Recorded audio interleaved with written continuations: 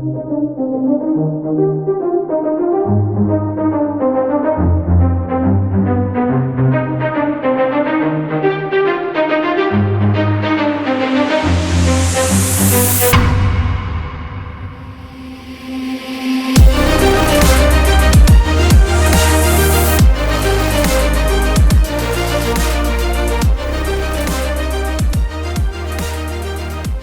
I'm still mad at you, by the way. Why are you mad at me? What did I do? In my dream last night, you were mean. How was I mean? What did I do? So, you were in a play with Robin Williams, and it was a great play. And after the show, I saw you in the theater lobby, and you said, we're gonna go change, and then we'll go get dinner. And I sat and I waited, and I waited. And after what seemed like hours, I finally found you and Robin Williams having an enjoyable dinner without me. And I felt very left out.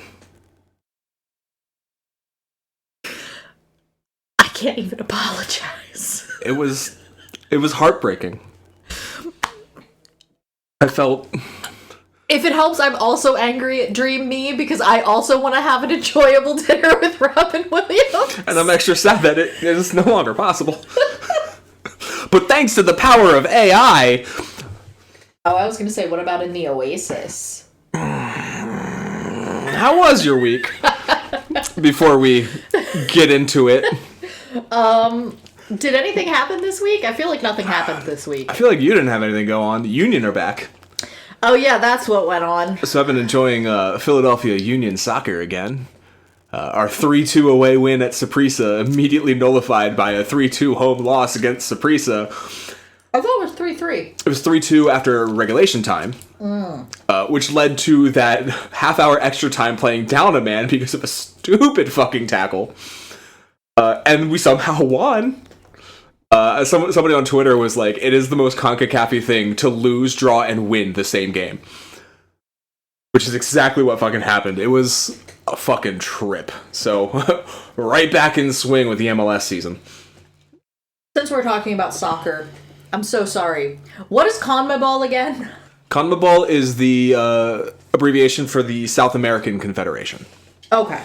I do not, off the top of my head, remember what it means. I know the con is short for confederation and the bowl is short for football, but I don't remember what the meh is. Just like we have CONCACAF, which is like the Confederation of Central North America and the Caribbean Association Football or something. It's a weird French or Spanish abbreviation. The meh is the football players. South American football players are meh? Is that something you really want to say in public? Especially knowing that I own, I think, multiple jerseys of South American players. Really? Who's? I've got Elcinho's, he's Brazilian. Oh, I forgot he was Brazilian. Martinez, El Brujo is Venezuelan. That's Central America, isn't it? Venezuela? Listen, my geography's not strong. Clearly. No, Venezuela is South America. Oh, okay. Anyway, I haven't done much else this week, but... Fuck Ronaldo. But fuck Cristiano Ronaldo. Specify Cristiano Ronaldo, not the original Brazilian Ronaldo. Oh, yeah. Considering your earlier comment about South American footballers. Fuck the tax-evading rapist, Cristiano Ronaldo. Thank you. For legal purposes, podcasts are comedy and are not a statement of... Thank you. Allegedly. Not a statement of actual guilt, even though I do recall a North American tour with Real Madrid he did not take place in for reasons that I will not elaborate on further.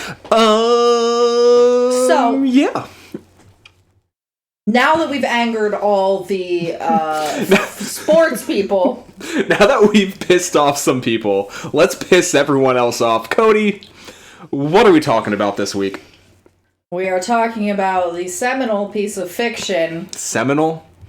It's definitely seminal. It's not his seminal work. Or seminal, like full of semen. That one. Okay, yeah, gotcha. Ready Player One by Ernest Cline which became the movie Ready Player One, directed by Steven Spielberg. Back on our Spielberg grind here. Is this the third time we've done Spielberg? It's much less enjoyable now. Third time really is not the charm for Mr. Spielberg. Third time's the harm. Well done. Well done. So, this being a novel that came out while we were adults, essentially. Do you remember when the novel came out, or? I had absolutely no knowledge or awareness of it until the trailer came out for the movie, and they're like, "Oh, this is based on a book." Okay. Because this was in that same era of, like, Mortal Engines and Divergent being turned into a TV show. That 2017, 2018 era of YA fiction. I think they also did, like, Ender's Game around then. Yeah. And Artemis Fowl happened around... Oh, God, why did I remind you that exists? Yeah, why did you? Oh, fuck me. I've seen that before. It's awful. Yeah, it's not good. But yeah, I knew about the book. I want to say it was when the movie was announced. So this would have been like 2013, 14-ish? The book came out in 2011, so yeah, that tracks. Because I think I was still living at that house in Pasadena, which would have put it nicely in 2013. And video game podcasters were talking about how this is going to be made into a movie.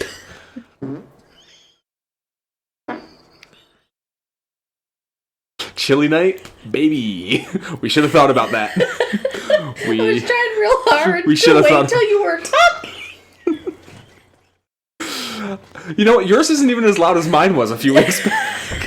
That one was like tearing a piece of paper in the microphone. And it was in the middle of a sentence. I know, and I couldn't hold it. I was trying, and it just fucking went. Oh, fart tangent aside. I'm so sorry. I'll decide when I hear it back if I'm going to edit that one out. But yeah, it was talked about on podcasts, and it sounded like an interesting novel. They seemed to like it at the time, and it was like, oh, this super pop culture thing. Like, oh, this novel's about video gamers doing cool shit in a universe like that seems cool because you can go in and do anything you want in the Oasis, and it sounds like fun. And then the movie came out, and I didn't see it. You didn't see it.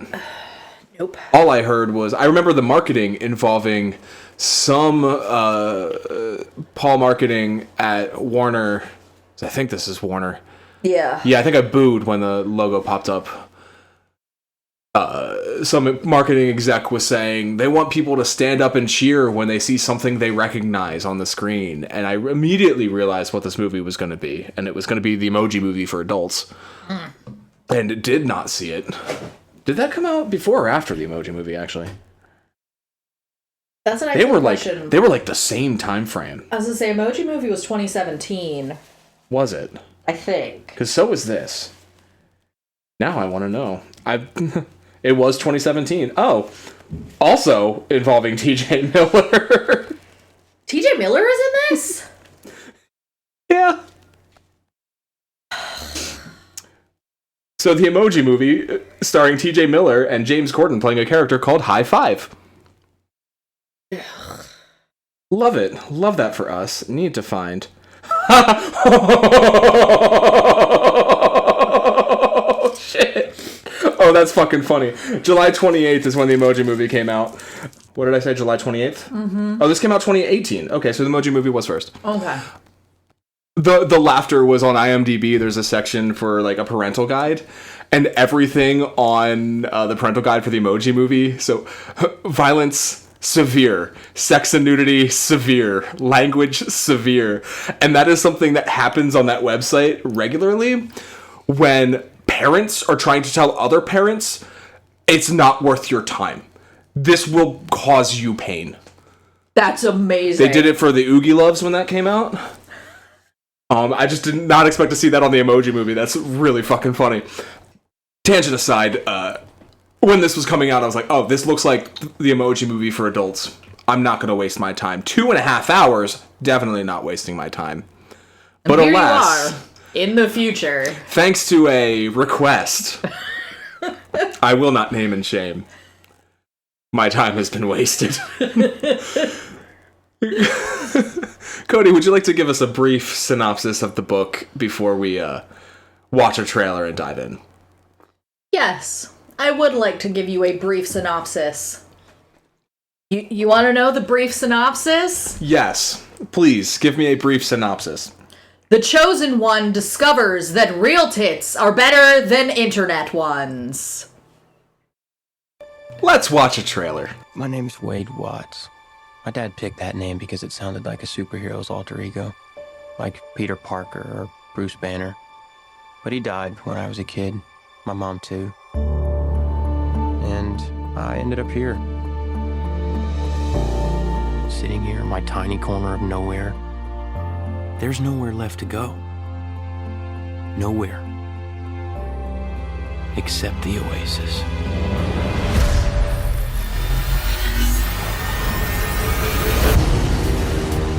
A whole virtual universe.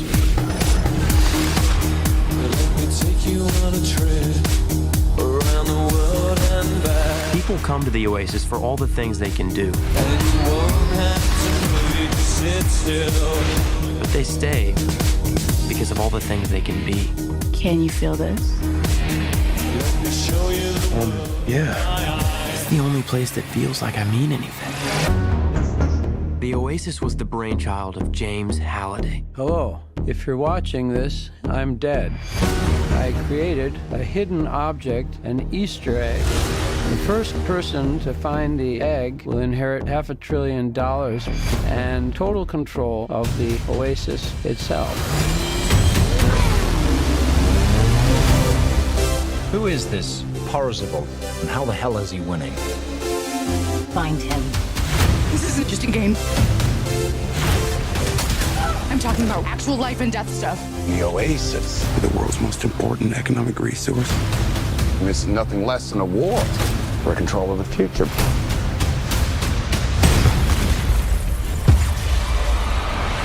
Welcome to the rebellion, Wade.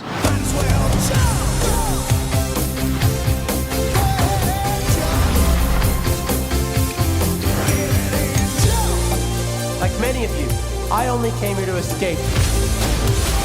But I found something much bigger than just myself. Are you willing to fight? Help us save the Oasis.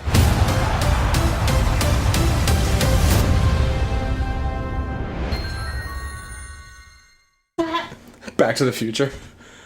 The future? That Back to the Future sting? Yeah. You recognize it from OSW Review, because Yes. they use it a lot, but that's from Back to the Future. Yes. Same composer, Alan Silvestri. Which, this is the first time that Spielberg used a composer that wasn't John Williams since The Color Purple. He's only done it 3 times. I wonder if John Williams took a look at the script and said, nah. What did he end up doing instead? He did something instead. I might have written that one down, actually. I did not write that down. I gave up on, writing down fun trivia shit, because the IMDb trivia for this movie is fucking poisonous. But anyway, the movie. Ready Player One, 2018, directed by Steven Spielberg. Some douchebag in a capitalist hell future spends all his time in a haptic VR called the Oasis, as does everyone else. 5 years ago, James Halliday died, which reveals that he hid an Easter egg in the Oasis, which can only be found by winning 3 keys and challenges. This douchebag Wade, aka Parzival, aka Z, finds the 3 keys with the help of his friends H, aka Helen, Artemis, aka Samantha Cook, and Daito and Sho, whose real-world names I have forgotten. Also looking for the keys is Nolan Sorrento, who's a tech CEO who wants to win the competition because it will grant him the keys to the Oasis, and he wants to fill it with ads. Basically, the kids win the video game despite a corporate terrorism or 2 and change the Oasis for the better by closing it 2 days a week.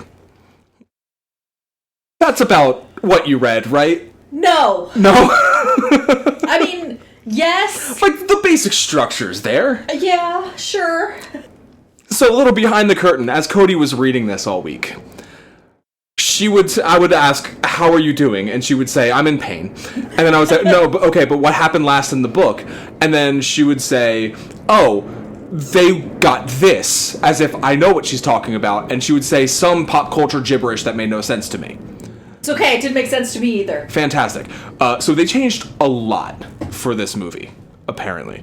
So I want to break down so the story of the movie, at least, is broken up like a video game. There's a challenge to get a key. First, you need to find out what the challenge is, so there's a clue, except for the first one they already know at the start of the movie. Then you need to complete the challenge, and then you get the key, and the key comes with the next clue. And there's basically 3 levels, 3 keys: the copper key, the jade key, and the diamond crystal key. Thank you.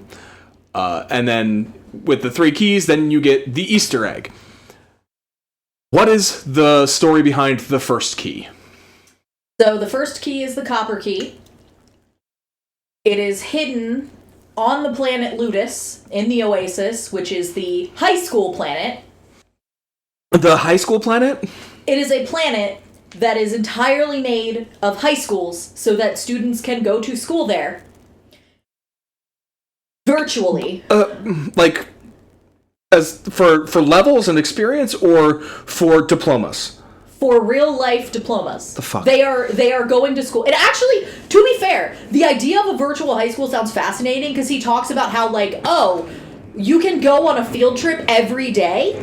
So, we are recording this after the coronavirus pandemic. Yes. We know now that will not work.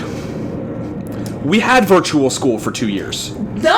Not completely immersive full body school though. Yeah, it still wouldn't work. You still can't leave your seat though. Gets mad at you when you leave your seat. Yeah, I would just not put my headset on and masturbate all day if I were in high school.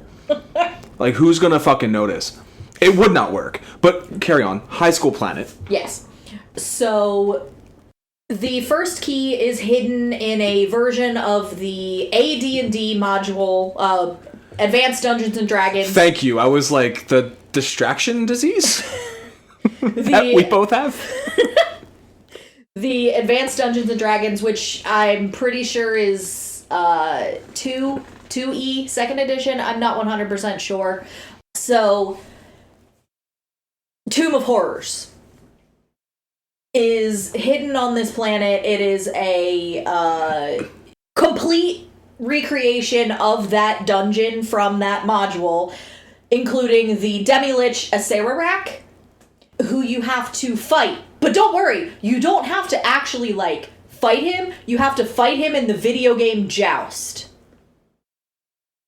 Like, the Demi-Lich picks up an Atari controller?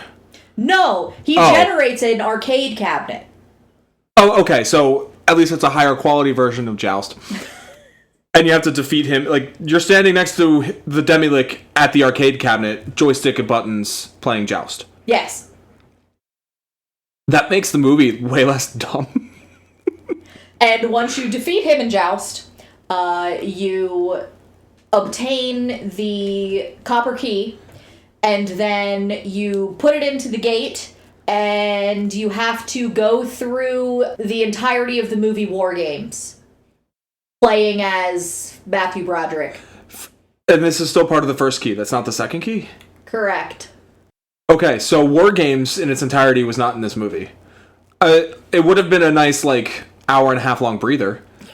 There's another movie which includes a climactic scene from that movie in the middle of this movie, but it's, we'll get to that. So when you get to the end of War Games, I assume you have to, like, Matthew Broderick your way to preventing a nuclear holocaust, and then you get the key? Yes, you get the, you complete the gate. Which means you get a clue as to the second gate and key. Okay. In the movie, they don't specify if there's, like, any secret to what the first challenge is. They've been trying for 5 years to win the race. And it's a race from the Statue of Liberty to a park in New York City. And at the end of the track is King Kong. And you can't get past King Kong. You cannot do it. No one ever has. In 5 years of trying. Hey, quick question. Was there a King Kong in the 80s? 70s? Late 70s, I think. I want to say 78 there was. But not in the 80s. You know what? There might have been... 76 was King Kong. There was a King Kong Lives starring Linda Hamilton in 86. Okay. So King Kong wasn't the zeitgeist. Okay. Because there might have even been like a Godzilla versus Kong then. Godzilla versus Kong would probably be it. Literally every No, that piece was in the of- 60s.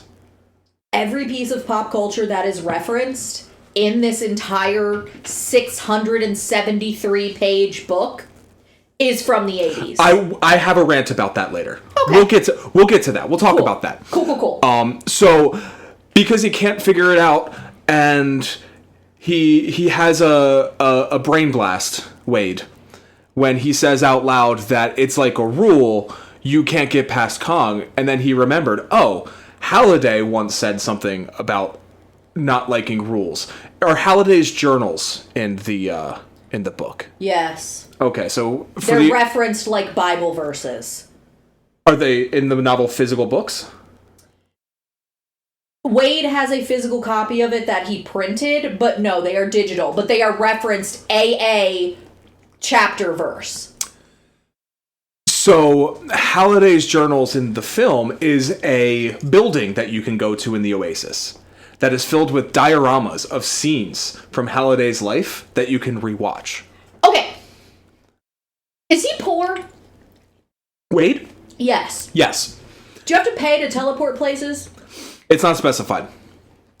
You have to pay to go on different worlds. So the only world that he's ever been on is the high school world. You have to pay with real world currency or in-game currency? Yes. Okay. You know what? Why did I even ask? Because he buys like the super nice haptic suit with in-game currency in an in-game store, and it's just drone dropped to his trailer on a trailer that he lives in with his aunt and her abusive boyfriend. Oh, he doesn't have the hideout? He has a hideout in like a van in a junkyard, yeah, but he lives in the trailer. No, he lives in the hideout. He only comes back to the junkyard so he doesn't, or to the stacks so he doesn't freeze to death. And his aunt steals his laptop for drug money. Well, he steals her nice gloves, and then his aunt's boyfriend wipes in a game because he's using Wade's shitty gloves, and he gets real butthurt about it. But anyway, so he goes to Halliday's journals because he remembered Halliday one time said something about rules, and he watches a conversation between Halliday and Ogden, who's the other guy who founded the Oasis. Yes, Ogden And Morrow. he's talking about Ogden saying that we need to keep moving forward, and Halliday, in a very non-natural way, in this scene that's supposedly an actual video from a talk that they had at a party, Halliday says, I don't want to go forward. I want to go backwards at full speed. And then he looks at the camera and winks. He doesn't actually do that, but it feels like he does. So Parzival Wade realizes, oh, what if at the start of this race I go backwards? And he hits reverse on his DeLorean. And He has the DeLorean at the beginning? He drives the DeLorean. That's his car.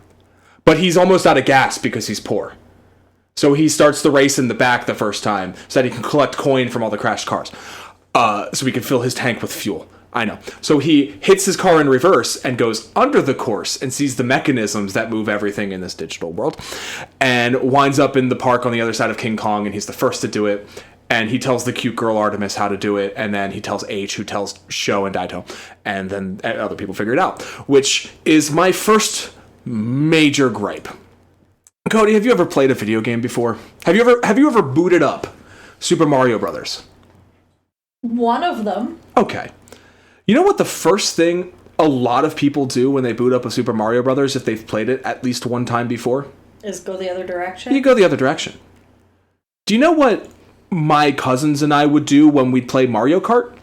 It would take maybe the second race before someone got butthurt enough about losing that they went the other direction and tried to fuck shit up. 5 years? No one thinks, what if I go that way instead?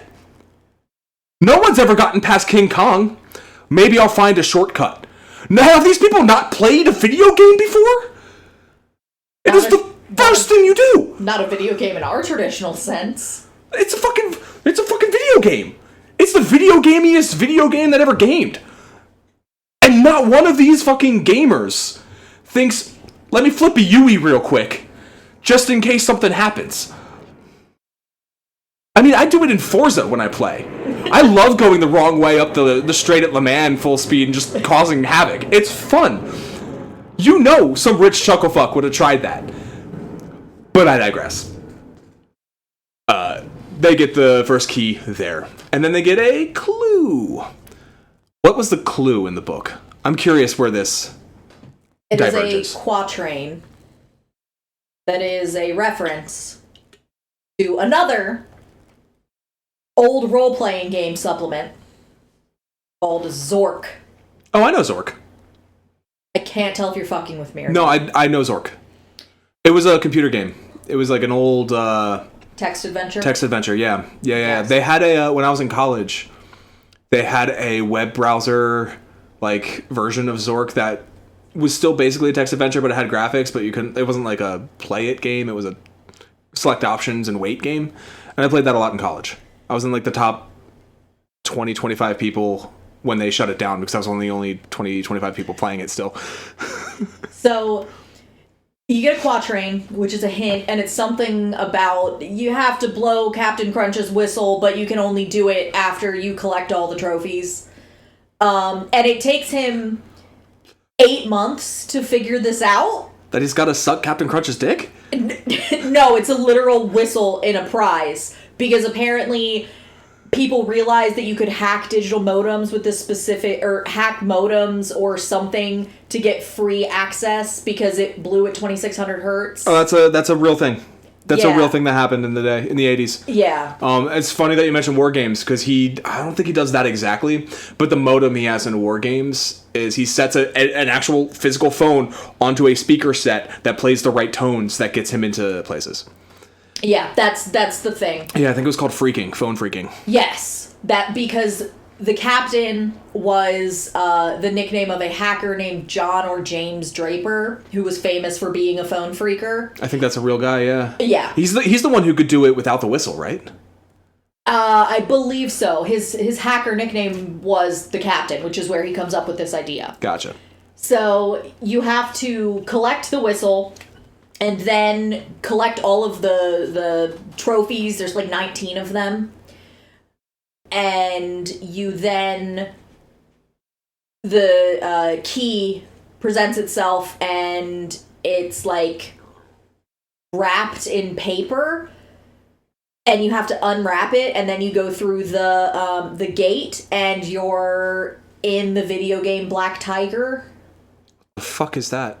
It is an obscure... I don't even need to say obscure. It is a console that was originally called Black Dragon in Japan, and it was released in the United States as Black Tiger.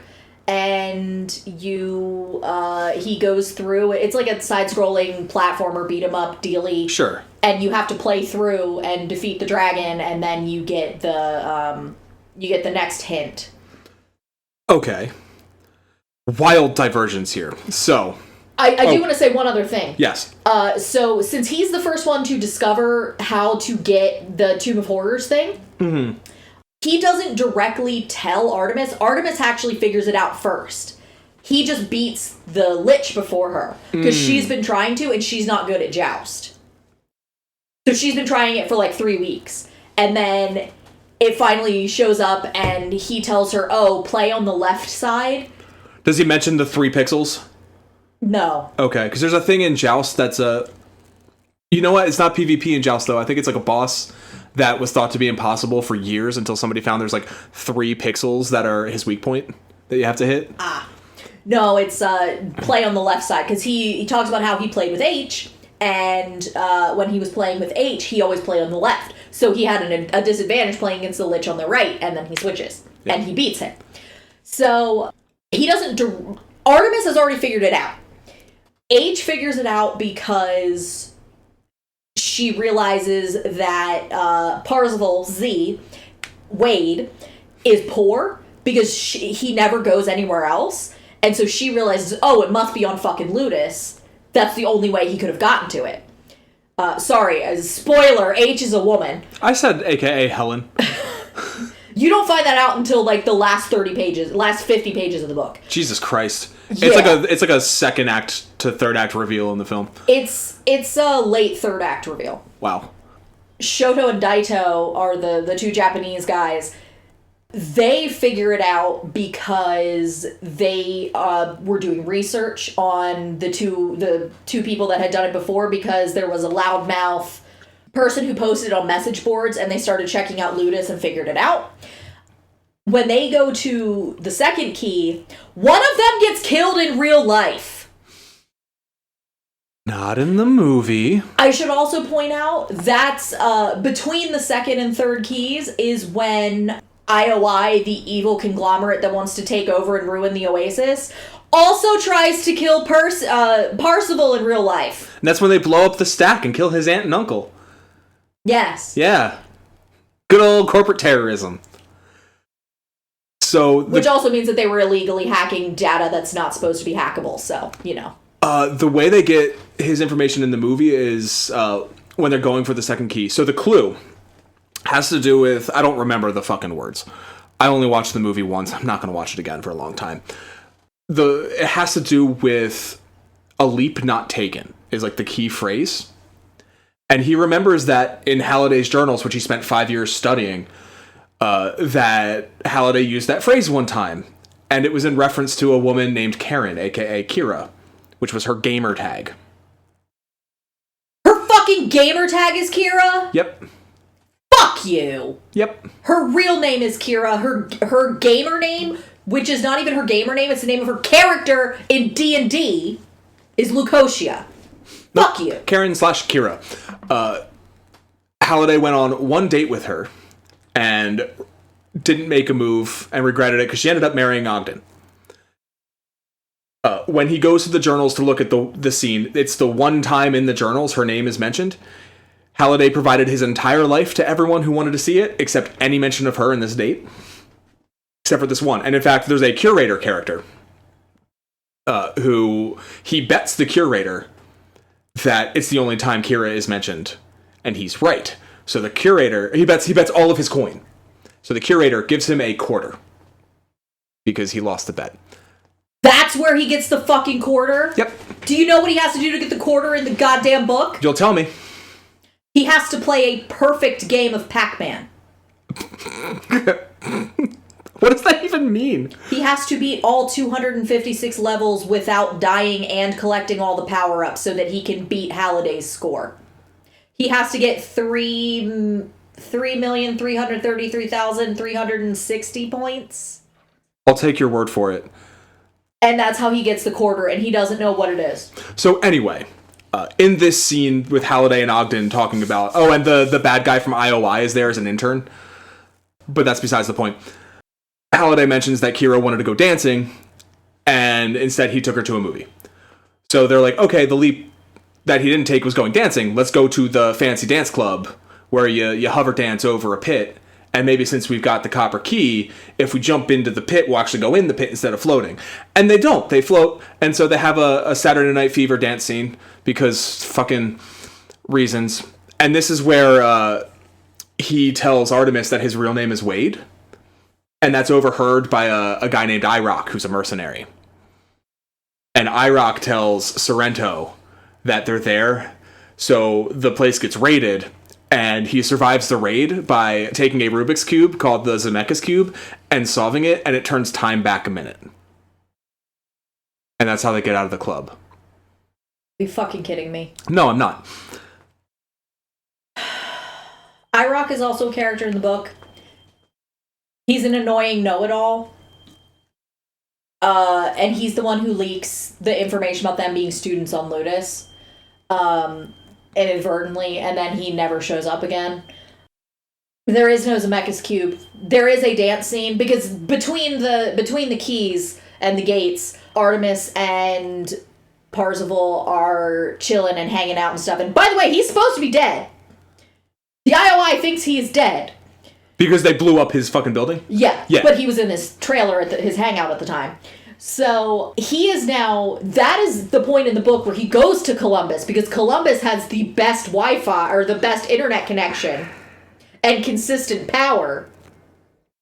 I think he starts in like Oklahoma City. Fair. And they do go to a dance club, but it is Ogden Morrow's birthday. Ah. They get invited, and that's where he tells Artemis that he loves her, and Artemis is like, you don't know anything about me, we've never met in real life. And he's like, but we made this connection online. And she's like, we should not talk anymore. And then she, like, logs out and leaves. And also, like, that happens. The Sixers try to show up and murder them all, but the then... Philadelphia 76ers... Joel Embiid, Tyrese Maxey. What are they doing here? And then Ogden is just like, fuck you, and destroys all of them and fixes the club, and then they all leave. So after they leave the club in the movie, he realizes he's on the wrong track there and tries to figure out what movie he took Kira to. Because maybe that's the clue. So they go back to the journals, and apparently this guy logged every movie he's ever seen ever and what day he saw it. Which, I mean, they make it out to seem kind of weird, but Letterboxd exists. Follow me on Letterboxd, Mr. Billy Beck. See what trash I'm watching. So he learns that the most likely culprit... Oh, sorry, there's another part of the clue. Alongside a leap not taken is the phrase, a creation hated by its creator. And the answer is The Shining. They go into Stanley Kubrick's The Shining, which, as I'm sure we'll talk about in a future episode of the pod, is not a creation hated by its creator. Its creator is Stanley Kubrick. He loved his own movie.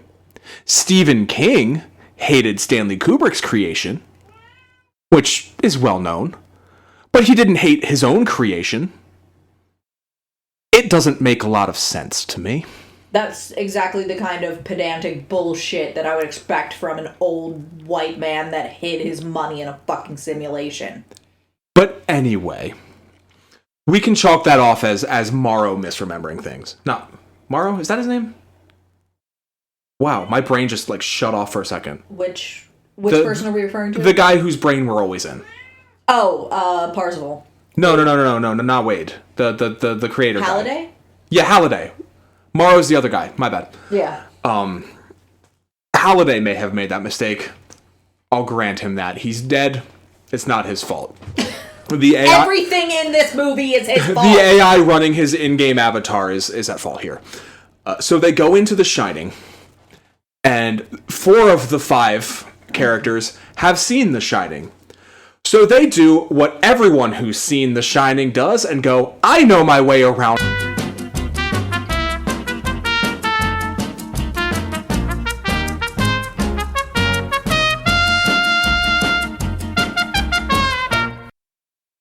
I unplugged the computer again. So what I was saying before I so rudely interrupted us, and we're going to shift away from the power cable I ran into with my chair. So they do what, everybody who has seen The Shining says they can do, and that is successfully navigate the Overlook Hotel, the film location that Stanley Kubrick intentionally shot to be confusing and unnavigatable. Like, he put exterior windows in rooms that cannot be exterior in single one-er shots to confuse the audience. But the 4 of them who haven't seen it, or who have seen it, go, yeah, I know my way around. I'll go look for the keys. The one who hasn't seen it, I believe is H, turns and goes down a hallway and sees 2 elevator doors at the end. And has no idea of one of the most famous shots in cinematic history. These pop culture nerds don't know the fucking elevators in The Shining are filled with blood? What the fuck? How do you not understand that? But I digress.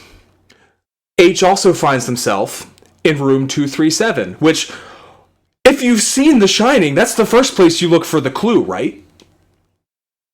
Sure. It's the location. There's a documentary called Room 237 about the weird shit in The Shining. I don't know the specific number, so I would really hope that I had you with me, but I know that there's some fucked up shit with numbers. So H goes to room 237, and the thing that happens in that room in the original happens here, where the sexy naked lady comes out of the bathtub and starts macking up on the person in the room, and I think it's the actual footage. I know they used a lot of actual footage from The Shining in this scene, which, you know what? Fine. And then the naked lady turns into the rotting old woman. You know the scene. It's the second most famous scene in that movie, besides, I guess, probably Jack in the fucking maze. Oh no, the Here's Johnny. What am I talking about? Yes. So H finds everyone again and goes, there was a zombie lady. And some chucklefuck who claims they've seen the movie said, there's no zombies in The Shining. Yes, there is. The fucking zombie lady that she just saw. What the fuck are you talking about? I saw a zombie lady. Oh, you were in room 237. That's the correct thing to say in that situation. To be fair, is it a man who says it? It's H. Oh, wait. Who says the other thing? Yes. It's not Artemis, so yes. Fair. Eventually, they go to the ballroom in the Overlook, and it's filled with zombies dancing. And that's when they realize, oh, there's zombies here. This isn't The Shining. This is the challenge.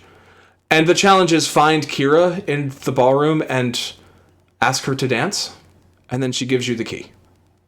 That's fucking stupid. It was really fucking stupid. It was very... as someone who loves the work of Stanley Kubrick and respects the shit out of his filmmaking, and knowing Spielberg is also one of those people, but Spielberg also tried to make a Kubrick movie once. And you and I don't think we talked about this on the pod when I watched it, but you and I talked about this with AI. Yeah. Which is the movie that Kubrick was working on before he died, and eventually Steven Spielberg finished the movie for him. And as much as I love most of Spielberg's movies... I found this on... Oh my god. As much as I love most of Spielberg's movies, he is not Stanley Kubrick. He doesn't speak the language of cinema in the same way as Kubrick does. I feel like he lacks the innate cruelty that Stanley Kubrick could access. Not that he was a cool person, but he could access that in a way that I don't think Spielberg can. Spielberg's strengths lie in performances, in characters, in interactions, in dialogue. Kubrick's strengths lie in world building and toned through use of a camera. It's not to say that Spielberg isn't good at those things, but they're not what I think of when I think of his films, right? Yeah. I would also say that Spielberg tends to use spectacle. Yeah, he's a spectacle guy, for sure. Like, I mean, Jaws, War of the Worlds. The fucking T-Rex. The T-Rex. But he can also do a lot of, like, really powerful emotional stuff. Schindler's List, Color Purple.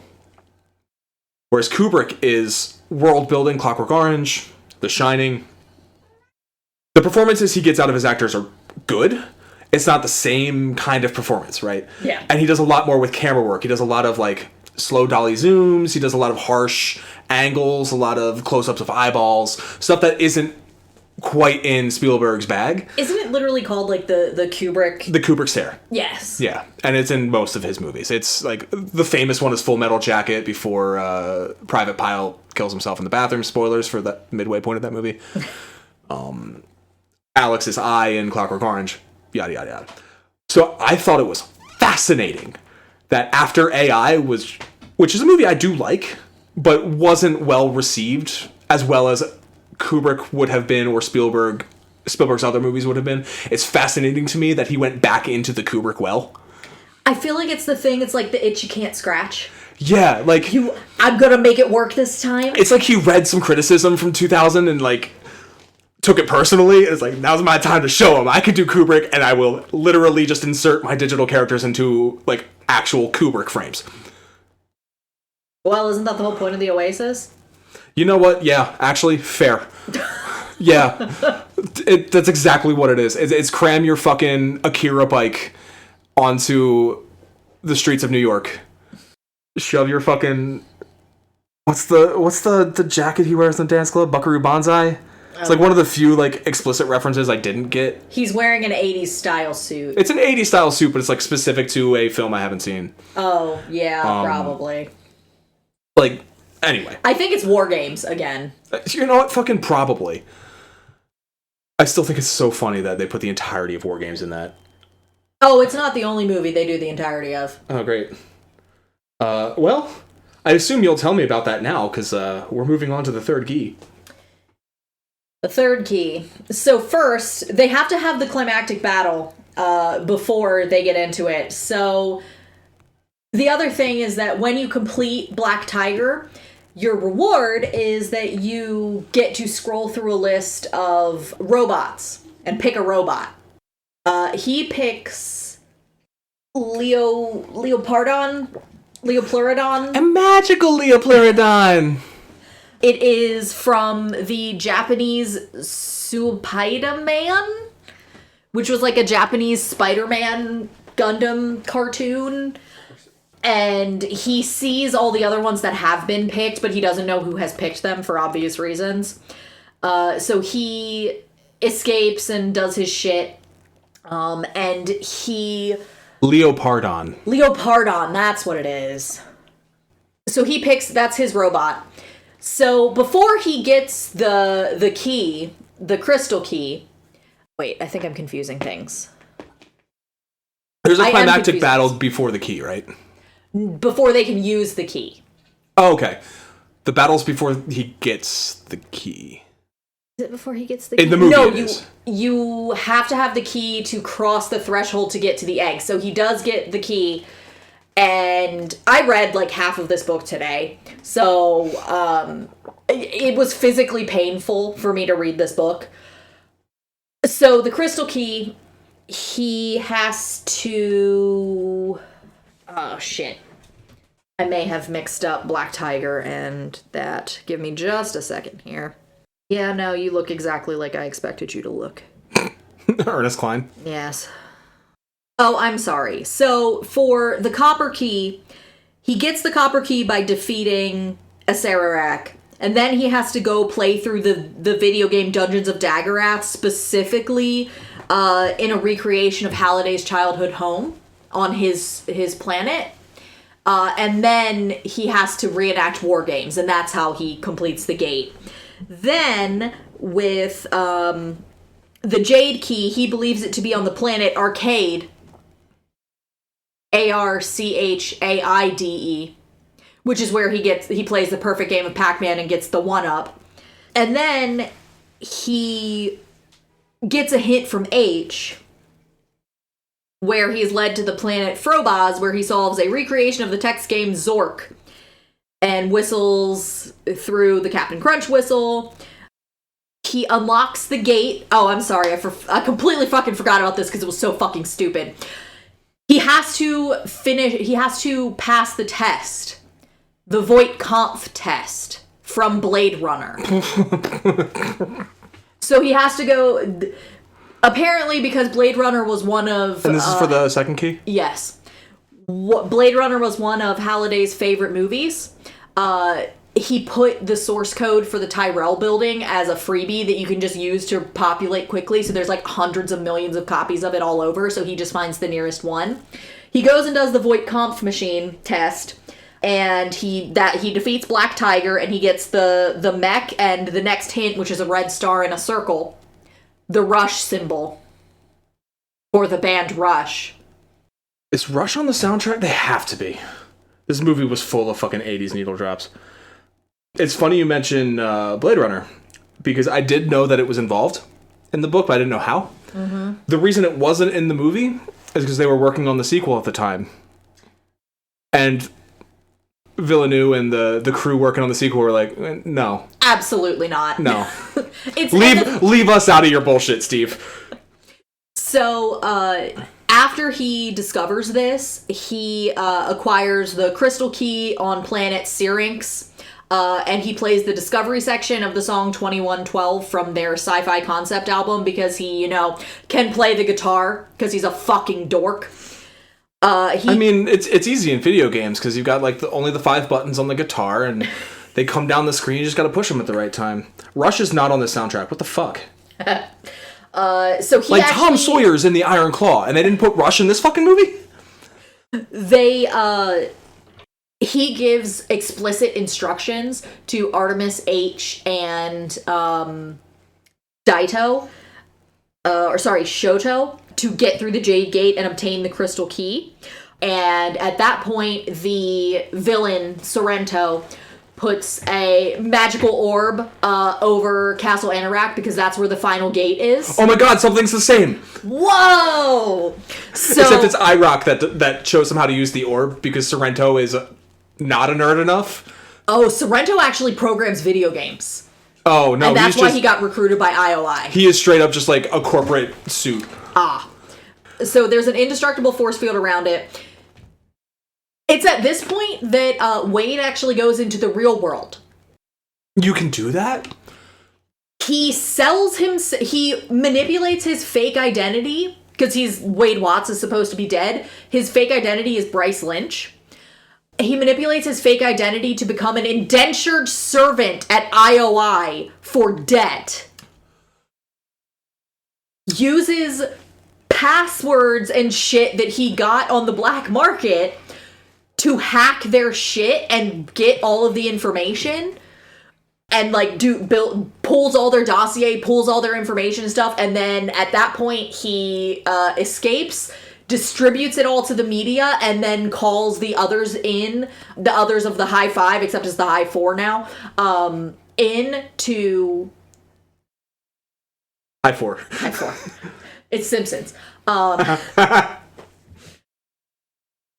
Calls them in for the meeting, explains that they're going to try to kill Shoto and Artemis, because that was actually IOI's plan, was now to kidnap them and force them to show them how the Crystal Gate works. Because the point of the Crystal Gate is that it literally says you need to do it as a team. They didn't fucking think to try it as a team. The massive conglomerate corporation, even though it says you need at least... It says you can't do it alone. It literally says in the clue you can't do it alone. So, some parallels in the movie to what you've been telling me. Samantha Cook is part of this rebellion to, bring down IOI because her dad was in a loyalty center because he racked up too much debt to IOI, so they made him work in the video game mines as an indentured servant, and he died in the video game mines. So she's the one who ends up... I think she sacrifices herself so that Wade could escape during a raid, and she ends up an indentured servant in the mines. They still hack the IOI shit because Wade gets a call directly from Sorrento when he puts on his visor one day, and he is basically hologrammed into Sorrento's office. Mm-hmm. And he looks on Sorrento's $60,000 VR rig, and next to the one armrest is a little sticky note, and it says password, and the password is written down. Which, you know what? That is the most realistic depiction of hacking I've seen in a movie in fucking ages. That is how modern hackers do it. They break into your shit physically, and they look at your post-it note where you wrote down your password, and then they get into your shit that way. Do you remember a couple of years ago when there was that nuclear missile fake warning in Hawaii? Yes. There was a picture posted of that office that literally had a sticky note with the passwords taped to the monitor. Yep. I know where my boss kept her passwords before she retired. I keep mine in my brain like a fucking adult. I write mine down. You're part of the problem. You work for a financial institution. It's fine. You can't do anything with my passwords. So there's a big battle, right? Is this before or after they get the key? So they have the key, but they can't access the gate because the gate is blocked. By the orb? By the orb. Okay. Orb. So, what he does as part of his thing is that part of his hacking is that he sets up a delivery robot to deliver an antimatter bomb to where the wizard is holding the orb. It's so dumb. Isn't it? It's so dumb. But I kind of love it. So he does that, and then a massive climactic battle happens. And it's because he sent an email to basically everyone that accesses the Oasis. He also put it on his vid feed. He also had everyone else send it to their entire network. And he's like, everyone shows up. Like, there's hundreds of thousands of people prepared to fight the Sixers. And when the orb goes down, they all of them jump into their robots, which are... H has a Gundam. I don't know specifically which one. Gundam was never my thing. Mech was never my thing. He has Leopardon. Magical Leopardon. Artemis has the female version of a robot. It's called like Tanger Z or something. I'm not gonna look it up. I'm sorry. I don't care. I don't know, man. The only mech I cared about as a kid was Zoids. So unless somebody's running up in the fucking Liger Zero. And Shoto has some fucking Japanese one that's not Ultraman. The bad guys have Sorrento, who's the main bad guy, has Mechagodzilla. And the other Sixers that have gone through with him have Voltron. Someone has something from Neon Genesis Evangelion, and they have another one that's like Voltron type Gundams. Mm-hmm. But is it the Power Rangers Megazord? I don't think so. I think Power Rangers are later. Yeah, but they're based off a Japanese show that was older. Fuck, what was the Power Rangers based off of?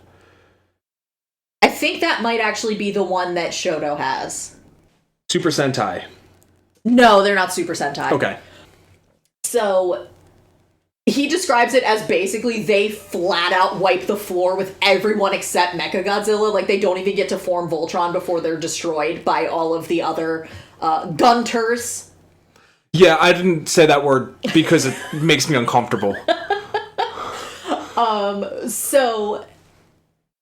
Mechagodzilla, the plan that the High Four had was that they were going to they were going to do their best to get 3 of them into the gate. Because they realized it would take 3 because Schoolhouse Rock, 3 is the magic number. I'm not even fucking kidding. That's the clue. Neat. So, they go through, and... Oh, I think at this point also they've been Deus Ex Machina'd by Ogden Morrow, who has brought them to his private sanctuary in the Pacific Northwest. Like in the real world? Yeah. Ogden Morrow doesn't show up till after for me. Oh, okay. So they go through, they have the climactic battle. Mechagodzilla destroys Shoto, so Shoto is his avatar is dead. But then, another Deus Ex Machina. Earlier, as a way to apologize to Shoto and Daito for H being an asshole, Parzival went questing with them, and they got the Ultraman beta capsule, which turns you into Ultraman. But Daito was the one that was carrying it, and since he got murdered, Shoto picked it up and gave it to Parzival. So once Shoto dies, Parzival decides that it's more important to destroy Mechagodzilla and therefore Sorrento. So he goes Ultraman and just obliterates Mechagodzilla and embarrasses Sorrento, and then afterwards shrinks down and goes into the gate. Okay. So before we get to what the gate actually is, because I assume the gate is a challenge to get the egg again? Yes. Okay. So, for me, the climactic battle.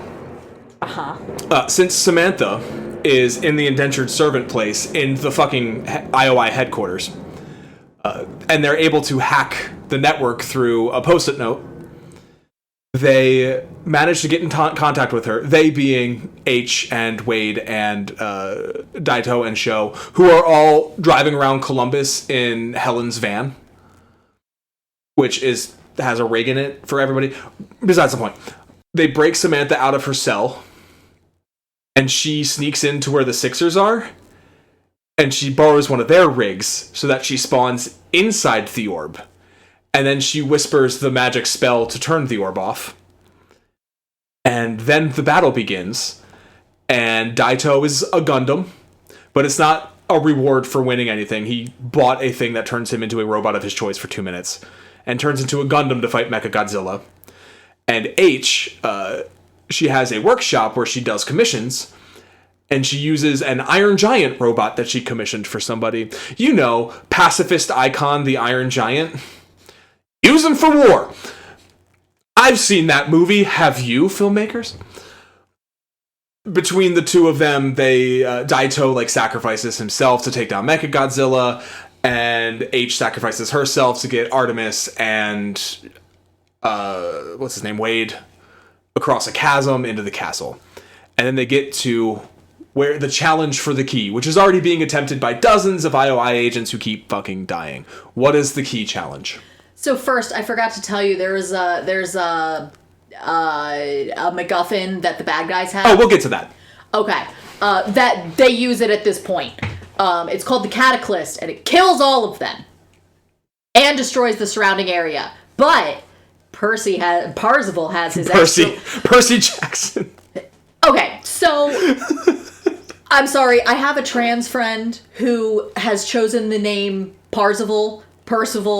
I have it written down as Percival multiple times in my notes. Yes, because I keep thinking of him when I'm saying Percy or Parzival. That's fine. So I keep wanting to say Percy, so I'm sorry, Percy. No, don't apologize to Percy. Percy did nothing wrong here. No, I'm apologizing to Percy for me. Oh, yes, okay. So, he gets respawned, but because it's also killed all the other IOI agents. He gets respawned because of the quarter. Yes. He has an extra life. So he enters the Crystal Gate, and at that point he announces that he's going to split the prize money if he wins with the other remaining members of the High Four. Because they're still alive in, real life. Yeah. Which matters, I guess, maybe. Yeah. So he has to play the video game Tempest, which is where I will give this book limited points that I will immediately take away again in a few minutes, but limited points. Oh, I'm going to do the same, don't worry. For the fact that Artemis immediately knew that Tempest was going to be part of this because Shakespeare, and the boys involved did not. So this shows that, yes, she does really know her shit, even if she's not necessarily as technically skilled at the video games in question. So he plays Tempest, and then after he beats Tempest, he has to go through the entirety of Monty Python and the Holy Grail. Fuck you. And then he has to retrieve the Easter egg in Adventure, which is another... Okay, so I'm going to stop you there, because Adventure is the key in the movie. So when he gets into the castle, there's a line of IOI agents, and a CRT TV on a Good Day in Class cart with an Atari and a full library of games. A Good Day in Class cart, you like that one? Yep. Me too. So as they're going through, you can see in IOI headquarters in reality, they have a list of Atari 2600 games. And they're like, all right, try Joust. Oh, he died after a minute playing Joust. It's not Joust. All right, try this. And there's one girl there who's like, wait a minute. I know this. It's Adventure. And the guy survives the first minute of Adventure and doesn't die. And he goes and he beats Adventure. And then nothing happens. Because the person who recognized that they're looking for something called the Easter egg. And she recognizes that Adventure is the first ever video game with an Easter egg in it. And she doesn't think that maybe you have to find the Easter egg in Adventure? You know? The whole fucking point? Yes, you have to go into the secret room, and that's where the egg is. Yes. Except the egg is created out of the consoles. So we'll get to that. Because for me, it's just the key still. It's not even the egg, it's the third key. So the Cataclysm happens, right? Wade's got his extra life, which I actually think, like, I didn't get it in the scene where he gets it, because he bets all his coin and wins the bet, and all he gets is that quarter. And then when he is still alive, I was like, this is so fucking dumb. Why is he still alive? Why is that simple quarter instead extra life or whatever? And then it clicked with me, okay, you know what? It is all of his coin. He bet all of his coin. That it represents all of his coin. So after he died, he still has all of his coin. That's why he's still alive in the Oasis. So that was actually fine with me. The specific the quarter that he gets, he knows it's an artifact, but he just doesn't spend the time to check it. I don't even think he looks at it. Like he can't look at it. It won't let him. Yeah, he pockets it and then just forgets about it. And it's also specifically like a 1980 quarter. Yeah. Not that detailed in the movie, obviously. Yeah. But yeah, he does the thing and he's streaming. He did the thing earlier where he's like live streaming everything, and that's how he calls in everybody else into the battle, all the other Oasis members. And there's a really dumb scene where they're also, in reality, there's also a van chase happening during the whole climactic battle. And because H is in a van getting chased by, is Finale in the book? No. Okay, so the head of, I think it's like security or collections or something for IOI is a woman named Finale. Stupid. And is that the one with the turf bangs in the trailer? Yes. Okay. She's the one who's like chasing them through Columbus in their van. But as they're chasing through town, like you see on the streets, there's like dozens of people in the fucking Apple Vision Pro swinging their arms like idiots. It's the dumbest shit I've ever seen. It's so cringe. But anyway, everyone's dead, and then there's programming in the Oasis to broadcast Wade completing the final key and getting the egg and all that. Yes. So everyone's watching too. Yeah. And as he's like doing it, he's explaining like, it's so cool that like this programmer put this in here because at the time like you weren't getting credited when you made games. So he put this little secret in there, and if you know, it's almost impossible to find, but if you know about it and you can get to it, it's actually quite easy. And then it gets you the first ever video game Easter egg created by, and then the guy's name who's, I'm about to make a point that I need to name the guy, because I will say something later that Warren Robinette. Yes. I need to name him because later I'm going to complain about this whole thing in a way that would be hypocritical if I didn't. So he does it, and then he gets the third key, and then he goes in, and then there's one final secret challenge to actually receive the egg. So how does the egg go in the book? So he has to, it doesn't, I'm looking at a summary right now. He has to go into the secret room in Adventure, and then after he does that, he basically opens the gate, and he goes through another secret room, and he meets Anorak, which is the name of the Dungeons and Dragons character that he created. Which is his fucking avatar in the Oasis and all that shit. Yeah, it's Halliday's avatar. Halliday. So he has to create, or he has to put in the login password is the name of, he works out that it's like the name of the thing he loves most. So he tries Morrow. He tries Ogden. He tries Oasis. He tries his own Halliday's name. And finally it fucking hits, oh, maybe it's, the woman he loved. Kira. Nope. Oh, he only ever talked to her and used her fucking D&D name. So he puts in the D&D name. And that's how he gets it. And he gets the egg. And then he gets sent into teleported into another tower, and he has to put the egg in a thing in the tower, and then Anorak appears and gives him his robes and gives him things and shows him the off switch for the Oasis and tells him, hey, you're the only person that can get in here. You're also super powerful now, but also, maybe we shouldn't spend so much time online because I didn't get to hang out with the girl I loved because I was a coward. Okay, bye. So, remember I mentioned the van chase? So he has the 3 keys now, and then there's one final gate that he's got to put all 3 keys in. And he puts the first one in, and he turns it. He puts the second one in, and he turns it. And he reaches to put the third one in, and the van gets hit, and he can't do it because he's hanging from the van in some rig, and he can't do it. And he finally gets the key in, and he turns it. And he's in this big golden room filled with coins and weapons and artifacts and a giant golden egg. And Morrow's there, and he slides him a contract, and he's like... Morrow or Halliday? Halliday, excuse me, thank you. Halliday is there, and he slides him a contract. He says, all you gotta do is sign it, and the Oasis is yours. And he looks at it, and he's like, no, I studied your shit. This is the same contract you gave Ogden Morrow when you made him sell all of his shares in Gregarious Games. Gregarious Simulation Systems. Gregarious Games, baby. I am not signing this. This is one last test. And he's like, you passed.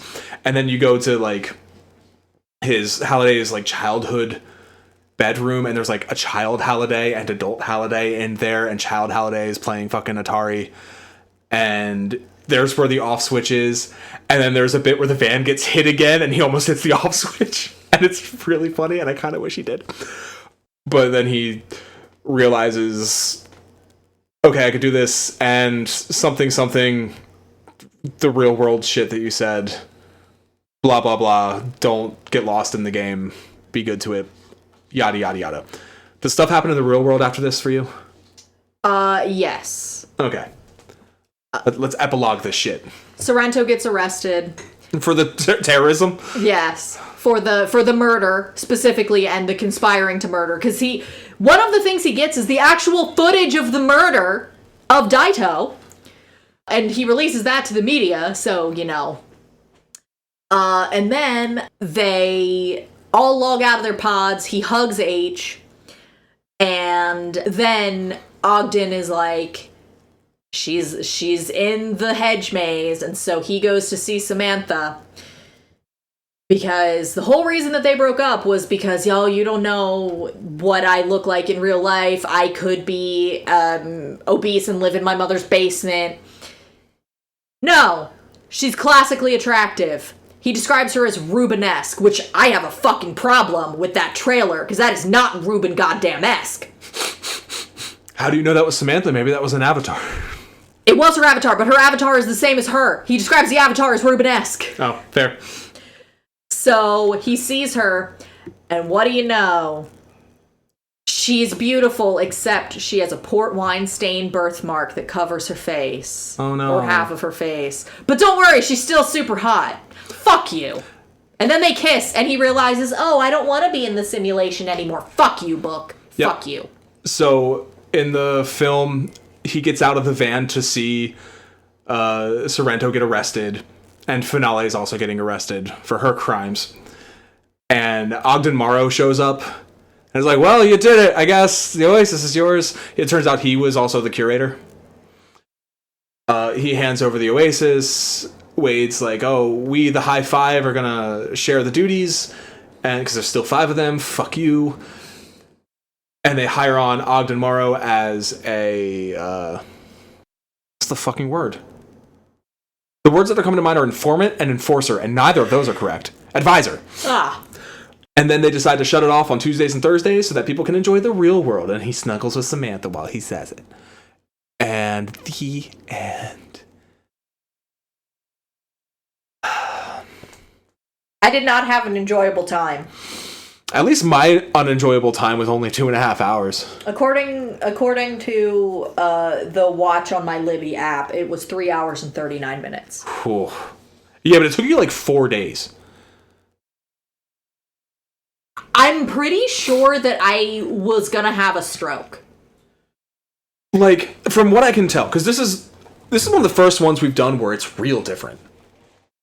Like, the book, it seems, is very nerdy in a computer game sense, like a specific 80s kind of nerdiness.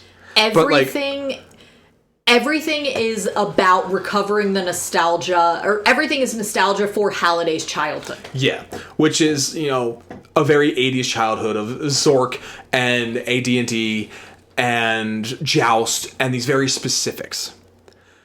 The film is also steeped in 80s nostalgia, but it's more pop culture nostalgia. It's the DeLorean. It's a Rubik's Cube. It's the bike from Akira. It's Mechagodzilla. It's Gundam. You know, Iron Giant. The issue I have... There's a few issues I have with the pop culture in this. The first is a logical issue. This film takes place in 2045. First of all, I think they specify that the Oasis goes online in 2025, which is next year for us. But if this guy grew up, was a child of the 80s, I think Kira was born in the 70s. That puts them in their 50s now, for us, currently in 2024, right? 50-year-olds aren't making these they're financing the tech advancements, but they're not the brains behind these tech advancements. If this happened, it would be a 20-year-old, 25-year-old, right? Which makes all the pop culture shit really just stick out like a sore thumb. Because none of the characters that we spend all the time with would remember shit from the 80s in this same way. So there is actually an explanation for that in the book. Okay. The explanation is it became popular again because of the contest. Okay, fair. The whole point... And that does make sense in the book because the contest stuff is so ingrained in that culture. Like, you have to play through War Games and Monty Python and Joust, and like those are specific to get the keys. But that doesn't explain why in the movie, in what is essentially just a street race, why I'm seeing DeLoreans and the 1960s Batmobile, which is an 80-year-old vehicle at this point, you know?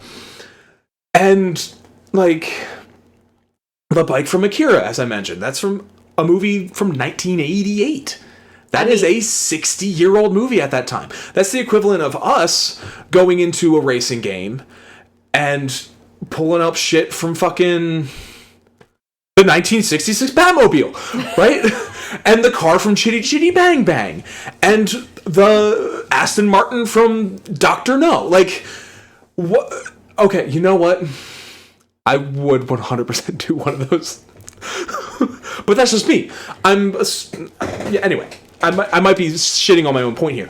But the fact that this Oasis, as it's shown in the movie, is so ingrained in everyday life for everybody, even more so in that they're going to high school in the book. And it's all of this pop culture from nothing older than, like, I think the most recent... I think there's an Overwatch character, right? Yeah, I saw an Overwatch character in the trailer. Which is the only, like, current thing to when the movie came out. And it really just emphasizes that thing that we like to talk about, where it's impossible to truly make a period piece unless you're making a movie about the time in which you're making the movie. The thing with... They actually talk about the resurgence... let me not have a stroke. Too bad. The first third of the book is a lot of exposition explaining, like, who Halliday is, why he's important, what the Oasis is, why it's important, what the hunt for Halliday's Easter egg is, why that's important. And he actually says there's a line that's something like, grandparents had the strange experience of watching their grandchildren get into the same pop culture that they were aware of. And it's because basically when people started looking for the money, they dug into Halliday's, specifically Halliday. It's not even 80s nostalgia. It's 80s nostalgia, but it's one man's 80s nostalgia, which is why you have shit like War Games and Ferris Bueller's Day Off and fucking, oh god, all the AD&D shit, all the specifically 80s cabinet games. Mm-hmm. It's all because they're all digging through doing research. So it's not even like a genuine interest in it. It's everyone has become it would be like everyone being like, all right, let's look at Bezos is like, all right, my entire fortune is up for grabs. I hid it in an Amazon warehouse. Yeah. Which shelf is it on? I hid it in a specific listing in Amazon. You have to find it, and everyone just research his past to try and... Okay, that makes sense. And that's why the pop culture is the way it is. And I guess that's there in the movie. Like, it's clear in the movie that they go to Halliday's journals and they research him, and that's there. But where it doesn't quite connect with me, and I guess it's because I play modern games, or I'm well aware of how modern gaming is trending. And there's one line that just flipped a switch in my head for this, and it kind of changed how I viewed it. And it prevented me from viewing it in that lens of it's just Morrow's nostalgia. And it's when they first see Artemis on Akira's bike. And H specifies, oh, that's this model bike from the game with an officially licensed Akira skin. And it's those 4 words, officially licensed Akira skin.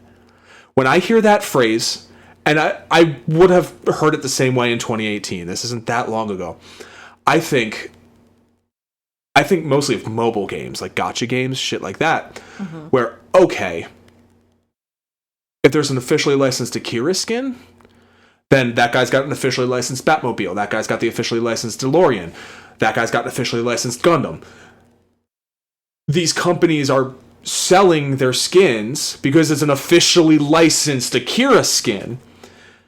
It's being sold by Toei Animation in the Oasis, which means they're also selling... I almost said Ultraman. Ultraman is not in the movie, by the way, at all, because no one could figure out who actually owned the rights. God bless you, Japan. God bless you, Japan. But like, oh yeah, we'll sell an officially licensed Mechagodzilla skin. We'll sell like, and then Warner's in there with, oh, we'll sell officially licensed Bugs Bunny. And that just makes me think that most of what I'm seeing, whether or not it's true in the world of the movie, most of what I'm seeing isn't based in Morrow's nostalgia. It's based in companies trying to cash in on nostalgia. With, okay, Morrow liked this. Here's 3 other properties we have from that era. Let's sell this shit too. And since they even referenced that, like, the world economy is based in this thing, that's why IOI wants it so bad. Yes. They want to, in the book, they want to start charging a fee. Yep.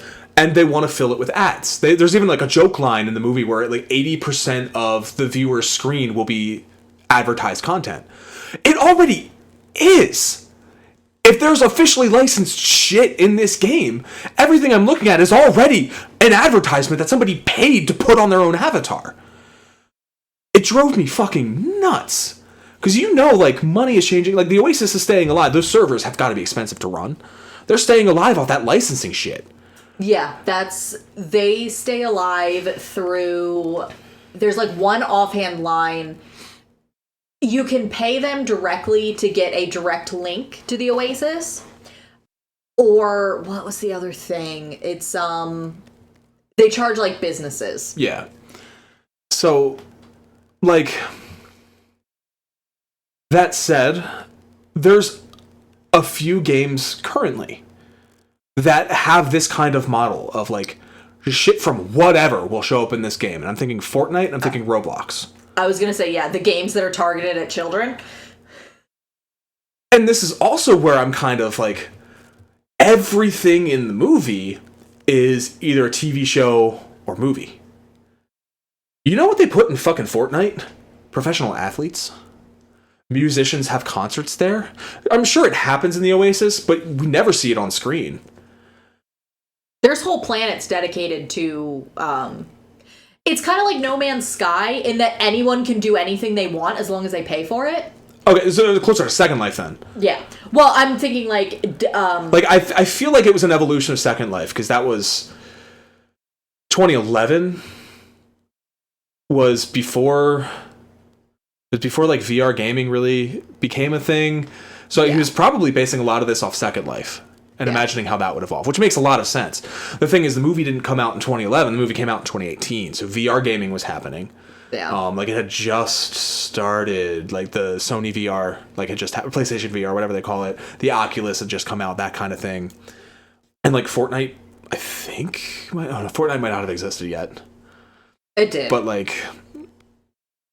Yeah, it's jarring to me how hyper-focused it is, but not hyper-focused enough to make sense for it to just be Morrow's nostalgia. Because Morrow wouldn't have a nostalgia for the Iron Giant if his childhood wasn't watching that movie on reruns on TBS in 2005. His childhood was playing fucking Atari in 1983. So it's... The other thing you have to look out with this, and I am not defending this at all, but the people that we're seeing this world through are the people that are hyper-focused on this one dead man. Sure. So we're seeing the whole world through... Because there is other shit in this universe. Mm-hmm. Like, one of the things... When he finally meets Morrow, Wade actually is like, man, the educational games that you created were basically my preschool. Yeah. Like, the games that you and your wife created were what got me ready for school. I guess what I wanted is what Star Trek does, where Picard will reference, like, 3 historical dramas, and he'll name 2.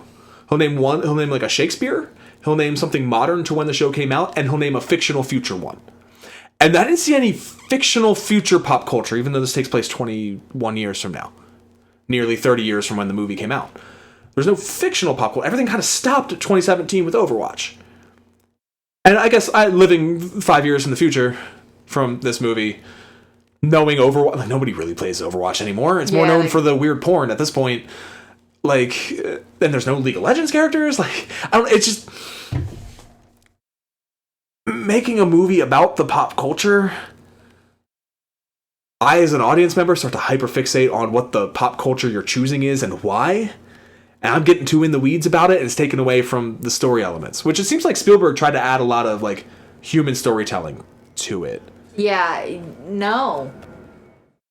It's like not at all in the book. It doesn't sound like. No. Yeah. Yeah, man. So. Oh, the other thing about all the pop culture that kind of like the universe in which this takes place is a consumerist dystopia. Like, things are bad because everyone's consuming all the time. And yet the movie is, oh, clap when you see the thing that you like. It seems so, like, disconnected from its own world in that. So, it's not a consumerist dystopia in the book. It's an energy crisis one. Basically, the oil ran out, and it created basically.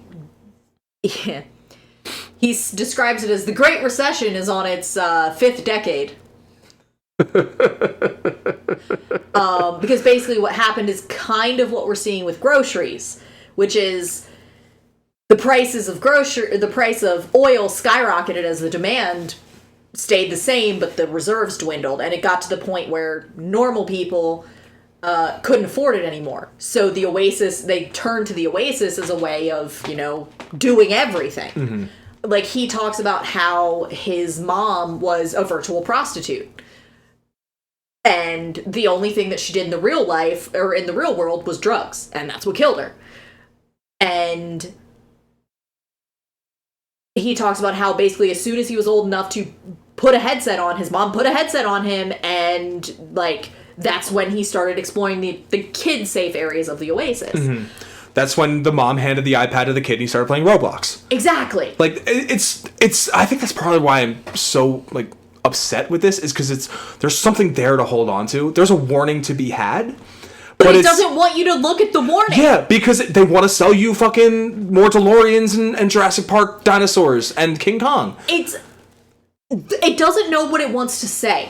Because the whole purpose of this contest is spend exceptional amounts of time mining the pop culture and history of this one man in this virtual universe that he created, so you can control the virtual universe. And then when you finally get there, the avatar of the man says, spend time outside. No! You created this problem! Well, it took you 6 years to find me. Now go touch grass. Like, yeah, It doesn't know what it wants to say. At least, I will give the movie credit in that Morrow doesn't suggest the 2 days off thing. That's a Wade thing. Like, he comes to that on his own to spend more time with Samantha, because he recognizes, yeah, we're kind of disconnecting from reality here. I had a point, and it's escaping me. Well, are there explanations or reasons? Do you get the reasons that they want the money? Or the Oasis or whatever? Samantha wants revenge because her father died in the video game mines. But for the most part, it seems like everyone wants it so that IOI doesn't have it, and IOI wants it so they can have control of the economy. So, Wade is a poor kid. He just wants money. Sure. His secret dream is that he wants to build a spaceship and escape with his friends, because the Earth is beyond saving. That's the point I was going to make earlier, which also, let's escape to Mars because the Earth is doomed. It's very musky in attitude. Mm-hmm. Really don't like that our main character is a fucking little baby Elon. Although in 2011 we didn't know how Nazi that fucker is. Yeah. But the thing I was going to say before is this is all before Zuck tried the metaverse like 2 years ago. And it collapsed in on itself so fast. Now. There were not hands. And even with the lies that he told about what it was capable of, fucking nobody gave a shit. Like the peak usership of the metaverse were like 200 users. Like, and it's not the fault of the movie, because the movie came out and the book even further before all that happened. But that scene I'm talking about when they're driving down and there's dozens of people in the street with their headsets on doing the punchies and stuff. Whereas now I'll go on Twitter and look at some douchebag come out of his Tesla with the Apple Vision Pro on and want to throw a rock at him. And most people would agree with me. Like, yep. It just, this future just loses all credibility. It's also like what Samantha wants with the money. She wants to end world hunger. I wish that was in the movie. Do you know what Wade's answer is to her? Why? You think you can just write a check and solve the problem? Yeah. Actually, yeah. Actually, you 100% could. And you'd have to write more than one check and make it out to more than one person, but absolutely you could. Do you know how much fucking food gets thrown the fuck away per day in this country because farmers are over-subsidized and overproduce, and then they can't sell all of the produce? Fucking ship it. Ship it to people who need it. I don't know, maybe food should be free? But we can't have that in capitalism. Oh, no, not in capitalism. And need the fear of homelessness to keep going to work. The other thing, this book does the thing where it hints at these really interesting ideas and then is just like, oh no, I said something interesting. Back to the boring story of 80s pop culture. H, when he first meets her, her avatar is a white dude. Mm-hmm. And he assumes that, like, to his credit, Wade assumes that nobody looks exactly like their avatar. Like, he admits his own avatar. When you first meet him, he is 17 and acne-riddled and overweight because all he does is fucking sit on the Oasis all day. Mm-hmm. And so the Oasis in the book doesn't have, like, an omnidirectional treadmill as a part of it? Later it does, okay. When he gets money. That's there at the beginning for him? Ah. That's why he's fit in the movie. Yeah. No, he has to have his fit sequence after he gets dumped by Artemis. Oh, he's got to have his Rocky montage? Uh-huh. So, God, what an incel book, huh? This book felt like every conversation I had with a man in a comic book store around 2009. I'm so sorry you had to read that.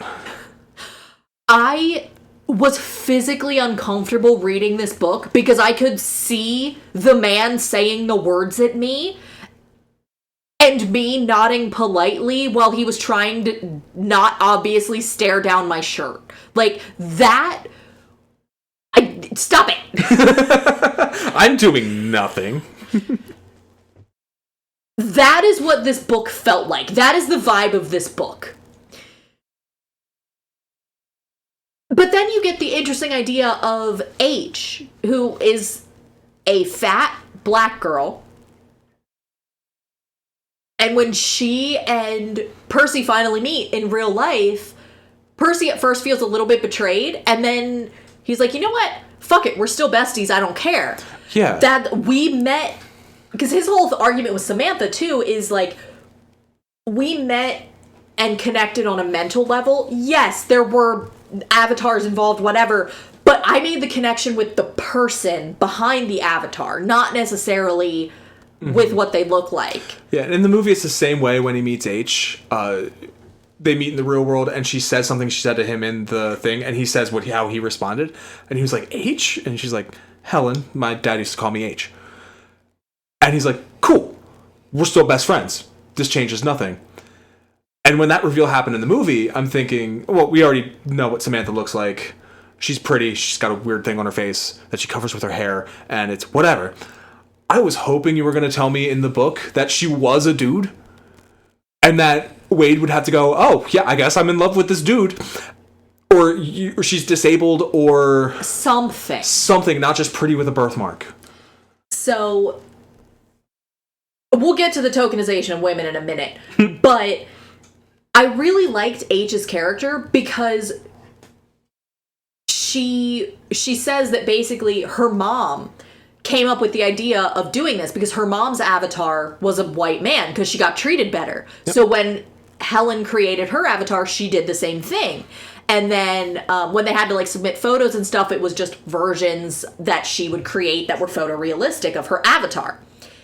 And what ultimately ended up happening is H came out to her mom as gay and her mom kicked her out. Which is fascinating. Oh, what a wonderful piece of social commentary, actually. Right? That's great. She literally describes it as, my mom had her own prejudices. All it is in the movie is, I guess people in the real world don't look like they look online. But then, let's talk about women in this game, in this book. Let's talk about woman in this book. Oh no, there's two. I'm not including H. There's two. Artemis and... Kira / Lucosia / Karen. Oh, I forgot about her, because she only appears, like, twice. So... literally as a prize. So, you've got Artemis, who is hot in the game, and also hot in real life. She just happens to have a birthmark. And you've got Kira / Lucosia, who is the only woman that Halliday was ever able to talk to. But he couldn't make a move, and so she never knew how he felt, so Morrow ended up marrying her because he was the one who was, socially competent. And that is the sum total. Except for the time that he buys a sex doll. And then he gets sad because he realizes that having sex with a sex doll is basically just masturbation with extra steps. Yeah. And then you have his aunt, who appears I forgot about her. She appears in one scene. She takes his laptop away from him to sell for food voucher, or to sell for drug money or something, because she's mean to him because reasons. And then she dies. She gets just murked off screen. I'm sorry, there's one more woman, and it is his downstairs neighbor, who he's actually more sad about her dying than his aunt because she didn't do anything to hurt anyone. Yeah, she would just say hi to him in the morning when he would leave the trailer. Yes. Yeah, she's in the movie too. Yeah. The movie also has finale, but also she's whatever. She's barely a character. Yeah. It's just to like add some tension in the third act, that like real stakes, because that's another issue with the story, is because it takes place in a virtual world. There's almost no real stakes except for time. Like, what do you lose if you lose all your coin and have to reset? You lost the time that you spent, and I guess whatever real world money you spend on your coin. So that's actually something that I feel like the book does a decent job of, is because as soon as he finds the key, he gets a meeting with IOI. And that's where they're like, we know who you are, we know where you live, we're going to kill you if you don't give us the information. Yeah. Well, they try to hire him first. Yeah. And then he turns them down and he's like, okay, cool, we're going to kill you now. So they make it clear that there are real-world complications to this video game very early. And it's like, he dies, or he dies, quote-unquote. And then there's the murder of Daito, which is literally, they yank him out of his haptics suit and throw him off his balcony and make it look like a suicide. Fuckers. And then, but on the other hand, the book gets real iffy. It blurs the lines between virtual reality and reality with death, and I mean that from a writing standpoint, it's not clear. Because you do have real world murder happening, and then you're talking about characters dying, and it's not made clear whether you just mean their avatars or whether you mean them in real life. Yeah. And that's just, it muddies everything. Yeah, I can see how that would be more confusing in the novel, because in the film you can see, like, okay, it's the avatar that's at risk. Like when Daito does this heroic sacrifice to take out the Gundam, he just takes off his headset in the van and he's fine.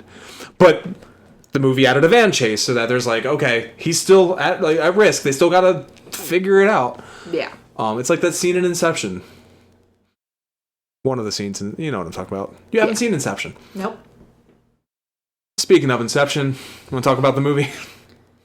Sure. The masterpiece, directed by Steven Spielberg. You may know Steven. You may know his past works, 1941 or The Adventures of Tintin. Written by Zach Penn, who also wrote Inspector Gadget with Matthew Broderick and Free Guy. I'm sorry, he wrote Free Guy? He wrote Free Guy. Did I literally not say that this was a shittier version of Free Guy? You absolutely did. And it was the same screenwriter. He also did story and co-writing on a lot of Marvel. And I mean good Marvel. I mean X2, The Avengers. Oh. Yeah, like he's a real hit or miss screenwriter for me. What I've noticed from his stuff is when he's alone, he's a little bit worse. He's real good working with a team or doing story, but when it comes to the nitty gritty, it's not quite his bag. Not to say anything bad about him. Like I said, X2 is one of the best superhero movies ever. And The Avengers is, a pop culture icon. The other screenwriter was Ernest Cline, who you may know from this novel.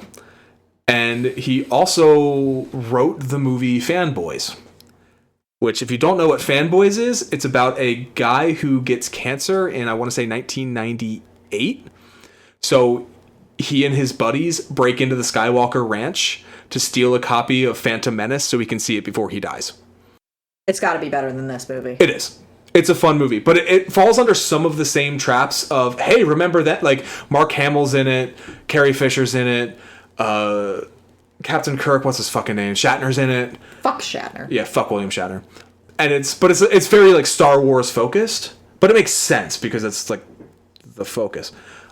He also, weirdly enough, wrote episodes of both Red vs. Blue and MST3K.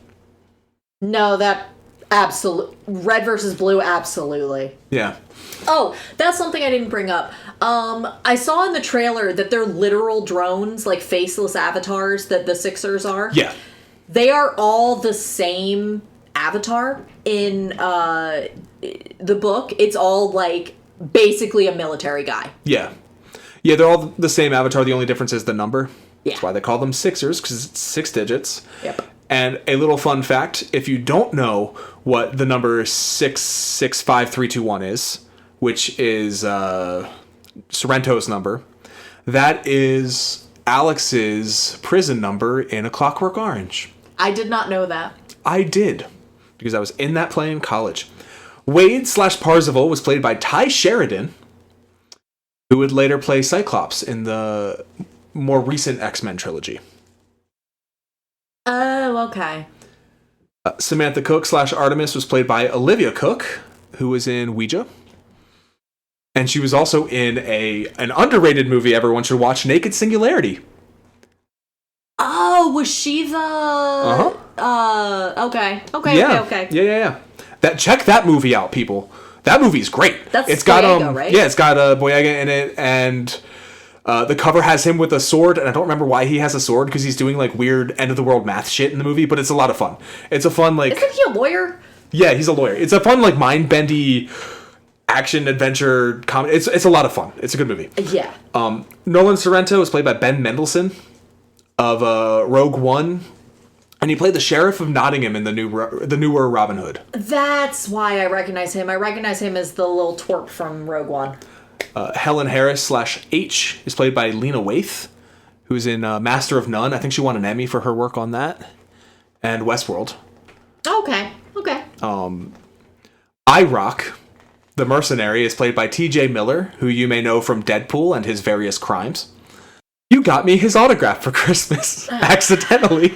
To be fair, if I was going to cast an annoying shithead who's not good at his job, I would cast T.J. Miller. Yeah. James Halliday is played by Mark Rylance, who was in Dunkirk and the Trial of the Chicago 7. Dunkirk. And Ogden Morrow, and I'm embarrassed I did not recognize him. Ogden Morrow was played by Simon Pegg of Hot Fuzz and Star Trek. You didn't recognize Simon fucking Pegg? I have face blindness. It's Simon Pegg! In a lot of makeup. I The shouldn't whole say time- anything. We didn't recognize that guy in the trailer last night. Ed Harris? Yes! Yeah. No, the whole time I'm like, who the fuck is that? And it was Simon Pegg. I don't have a lot of trivia. As I said before, like, the trivia section on IMDb is fucking annoying. I got maybe 4 bits down, and I was like, I'm not weeding through all this for any gold. I don't need to mine for any gold in this shite. I did get a little bit, though, from some other sources of mine. They actually bought the film rights before the novel was released. Okay. Which, he wrote the script, and then it was rewritten, and then rewritten again. Which makes a lot of sense. And I didn't see a lot about alternate casts, but I did get a list of alternate directors. Okay. Warner originally went to Christopher Nolan. You know? Christopher Nolan's version of this movie would not have been what Warner wanted. Because he would have actually taken some shit seriously and not tried to... Yeah, it would have been good. Exactly. It would have just been Inception, but with video games. Yeah, instead he went and did Interstellar. Oh, okay. So he went and did a good movie. I know that's a controversial take, but Interstellar is fantastic. Fuck you. The short list of directors after him before they landed on Spielberg. Robert Zemeckis. No. Robert Zemeckis is the same problem that Spielberg is that he is the nostalgia that this movie is based off of. I feel like he wouldn't take it seriously enough. Zemeckis is a great filmmaker, and he's a versatile filmmaker. I think he would make about the same movie Spielberg made. Except instead of having the DeLorean, he'd be driving the Jeep from Jurassic Park. You know, like, there'd be more Spielberg mentions, because Spielberg wouldn't pull them from... Anyway. Peter Jackson? Absolutely not. I don't see it. I don't see it. Because Jackson would have tried to do too much practical... 2018, no, he wouldn't have. He would have green screened the shit out of it. What am I saying? He was still cashing his Hobbit checks. Yeah. Matthew Vaughn? Maybe, but there's not enough, fighting or action. I think visually he would have made a better... stylistically and visually it would have been better. Because he uses brighter colors and higher contrast than Spielberg does. Vaughn is Kingsman, right? Kingsman, I think he did Wanted, and he's got a really interesting visual style that I think would have worked well with the story. The rest of it, I don't know. Vaughn is very, comic booky. Yeah. Which this is less comic book nostalgia and more movies pop culture nostalgia. Yeah, where the fuck was, Spider-Man in this? And Superman. Even the Lego movie got them. There were hints about comics, but it was very, very text adventure. If you ask anybody who was growing up in the 80s playing Atari and D&D, they were reading X-Men at the time. I'm surprised there's no X-Men reference at all. That's kind of weird to me, actually. I wonder if Klein is not a comic book guy. He must not be. Or... Well, yeah, it's not in the book either. I was going to say, Warner wouldn't have X-Men. They would replace them with the fucking... what's the DC non-union equivalent of the X-Men? The Birds of Prey? Hey, Birds of Prey are great. Hey, that was a good movie. The other director, my boy, Edgar Wright. Edgar Wright's take would have been better. It would have been. He probably would have made the best of the 5. I still don't think he would have made it good. I don't think you can make it good. Yeah. Actually, that's not true. There's something good in there, but you got to know what it is. And who who would have done a good job, and I'm gonna fuck up his name. Let me just check and make sure. While you're checking, you can't make this movie, and it's so I just watched Akira today as well, and we were talking about this in regards to Akira, but it's very similar wheelhouse. To make this movie good, you need to lean into, like, the heart of the movie, which I think is that, like, pop culture can't be everything. But still, to make this movie at all, you need the pop culture, and you can't make the pop culture without money, and the money's not going to be there if you're gonna, you know, be against the money. Does that make sense? Rodriguez. Just go straight fucking Spy Kids on this shit? Spy Kids 3D is a better version of this story, and I will fucking stick by You're that. not fucking wrong, though. That movie's also not good, but it's better. It is better than it has any fucking right to be, and it is better than this trash fire. I missed one cast. Columbus, Ohio was portrayed by Birmingham, England.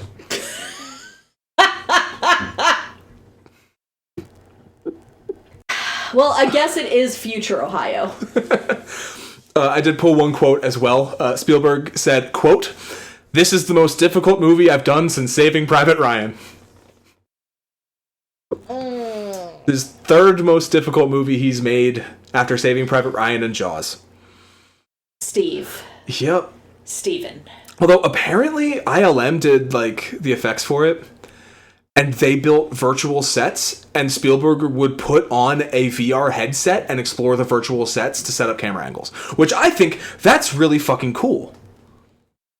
Like, honestly, if you're gonna do something that's entirely CG for 3/4 of the movie, yeah, why the fuck not go that hard in it so that the filmmaker's actually still making a film?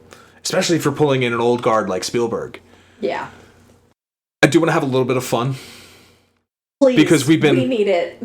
We've been just irritated. What robot would you pick with the second key? You, Cody Beck. Oh, God. I don't know robots. Oh, come on. There's got to be something. I mean... Like, personally, the Liger Zero from Zoids. Does it have to be a mech? Or No, can it it's just just be... any robot. Any robot. I'm opening it up. The movie had Iron Giant. Like, that's, well, I mean, that's kind of like, but it's not really a mech. It's a giant robot. Does it have to be a giant robot? No. Fuck it. No. Any robot. I would pick K2SO from Rogue One. Because I want a buddy that just roasts me as we go places. Don't you become the robot, though? No, but I mean, if it's not a mech. I guess, yeah. If it has to be a vehicle, I would do an AT-AT. I would do an AT-AT. Thank you for correcting yourself. So if we're going to get pedantic nerd culture shit, because this is the podcast to do it, I will take this tangent to say, I don't give a fuck what Star Wars canon says. It is, always has been, and forever will be AT-AT. If you pronounce it AT-AT, I assume you don't know what acronyms are. And I also assume the two-legged one you call an AT, because that's an ATST. You can't have it both ways, guys. I feel Do you also pronounce it C-3PO? And no, it's AT-AT. Those letters mean something. That's bold of you to assume that they know what an ATST is. I mean, it's the other walker. They call them chicken walkers because Star Wars fans are stupid. And before Star Wars fans get into my mentions, I'm going to steal a bit from Jeff May here. Oh no, you like the thing that I can buy a t-shirt for at Target? The most popular film franchise of all time? Have I stepped on your little toes? Oh no, am I punching down on fucking Star Wars? I was going to say, how many shows are currently airing right now? Like, and this is coming from somebody who, did I talk about this on the pod, that I was literally in Star Wars Club in middle school? No, you didn't tell That was off pod. I talked about that. I found out you were in autism club this week. We've been married for 7 years. So I'm gonna condense it down a little bit. My middle school, 1 day a week was a free period at the end of the day, unless you were in orchestra. So I quit orchestra so that I could have a free period and pick what I wanted to do. And at least twice, I picked Star Wars Club. And what it was we went to the one teacher who was a Star Wars nerd's classroom, and he would start at the beginning of the semester with A New Hope, and we would watch through the original trilogy. And we usually got maybe halfway through A New Hope a second time by the end of the semester. And I would bring in my Lego X-Wing, and I would play with my X-Wing, and other guys would bring in their Lego toys, and we would sit there for 45 minutes and watch a movie that we all liked and play with the toys. So, I like Star Wars. It's AT-AT, motherfuckers. Rogue One is the best Star Wars movie, and you cannot fight me on that. So, second bit of fun. Okay. But I'm going to preface it by being an asshole. So he has a ship called the Vonnegut. Okay. He fucking fine. It was named something else when he first bought it. Yeah, because Vonnegut would have hated this shit. It was named Kaylee. Because it's a Serenity class freighter. Alright, that's kind of good. So he renamed it Vonnegut. What ship would you pick? Like for space? Yes. Oh. Well, yes, I guess space. Okay. Pop culture ship. Oh, I do love me an A-Wing from Star Wars. And that comes from my childhood playing Rogue Squadron on the N64. The A-Wing was like pretty fast. X-Wing, everyone picked the X-Wing. I also like the Naboo Starfighter, the yellow guy. Probably an A-Wing, but I feel like there's... Oh, no. What the fuck am I smoking? The one from... what's it called? What's the name of the fucking ship? Shit. While I'm trying to find the name of the ship, you do yours.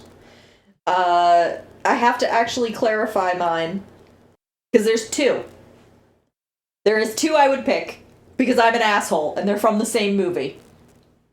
Okay. Can you guess the movie that they're from? Because what you know about me as a person... Stardust? No, there's not two ships in that. There's just the one. Ooh. You're closer than you should be. You've referenced the movie on this podcast. Oh, shit. What? Either The Sea Cow or Spaceship! Spaceship! Spaceship! What mine truly would be is the Heart of Gold from Hitchhiker's Guide. Yep. Yep. Isn't that a flying Italian restaurant? No, that's a different ship. Oh, okay. That runs off an engine powered by Bistro-Mathics. Yes. No, the Heart of Gold is, I believe, shaped like a running shoe, and it's powered on the probability drive. Oh, yes. Sam Rockwell is Beeblebrox. Yes. Oh, what a great... Well, that's a movie we gotta do. I don't know why I'm upset. I'll have more fun with it. You'll get to read that book. That book is great.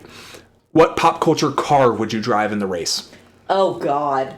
I don't know, fucking dipshit's Camaro, Charger, whatever it is from Fast and the Furious. Dipshit? His name is Vin Diesel? Yes! I can't remember his name! Vin Diesel's Camaro. Family! Why the fuck weren't there any Transformers in this? This is ripe for a Transformer to appear. There weren't any Transformers, you're right. Unless there was one in the background and I just glazed over it. Because they all look like... The modern ones all look like fucking metal messes. Yeah. Because I thought you were going to say Bumblebee. I don't have any nostalgia... I don't either. I don't have any nostalgia for cars. No. When I was real little, I would get Speed Racer tapes from the Blockbuster. So... I want to say the Mach 5, actually, but I have no, like, adult allegiance to the Mach 5. Yeah. Like, I'd almost want to pick something from a video game, but...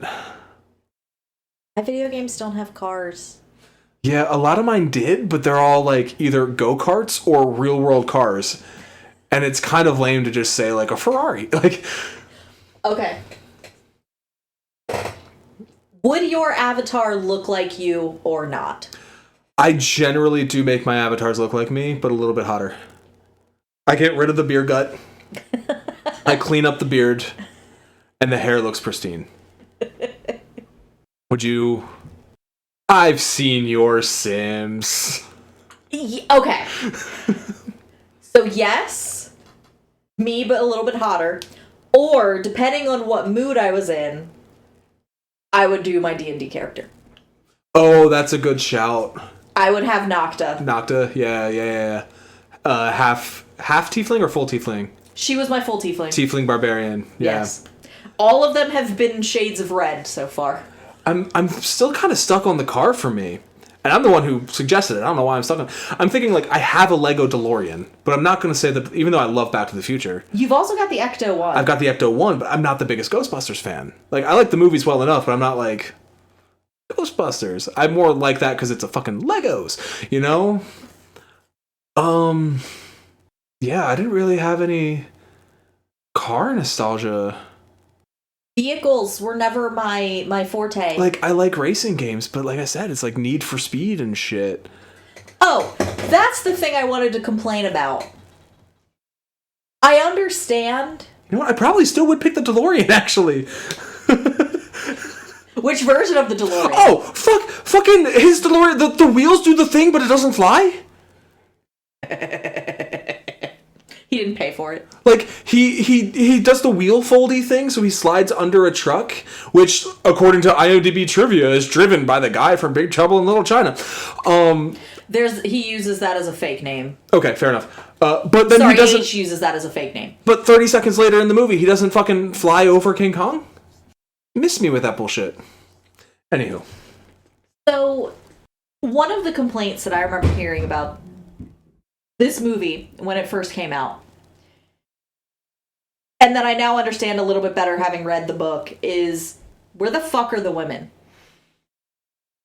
There's no women's nostalgia in this at all.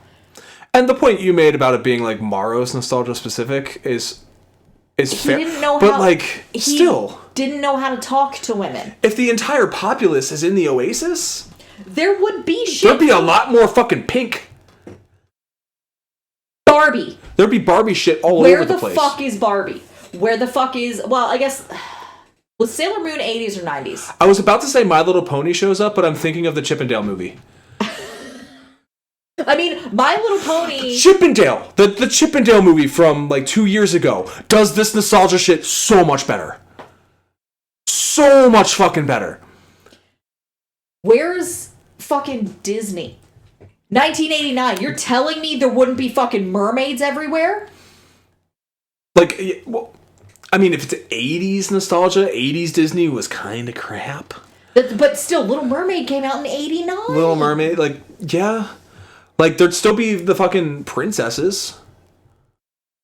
And I mean, the classical, the Snow Whites, Cinderellas. Yeah. If you can have fucking Chucky the doll in there, you can have Strawberry Shortcake. Which is one of, like, the few times the movie made me laugh. I forget who, but somebody hands Wade as he's in the final battle. He's like, here, use this. And he hands him Chucky. And Chucky's like, trying to stab him. And he's like, what do I do? He's like, get rid of it. Throws it. And Chucky just goes on a rampage. Okay, that's actually kind of funny. That was great. Because it was unexpected. It was like adult nostalgia as well. Because it was like nostalgic for something that was rated R. Yeah. Which nothing else I can think of was.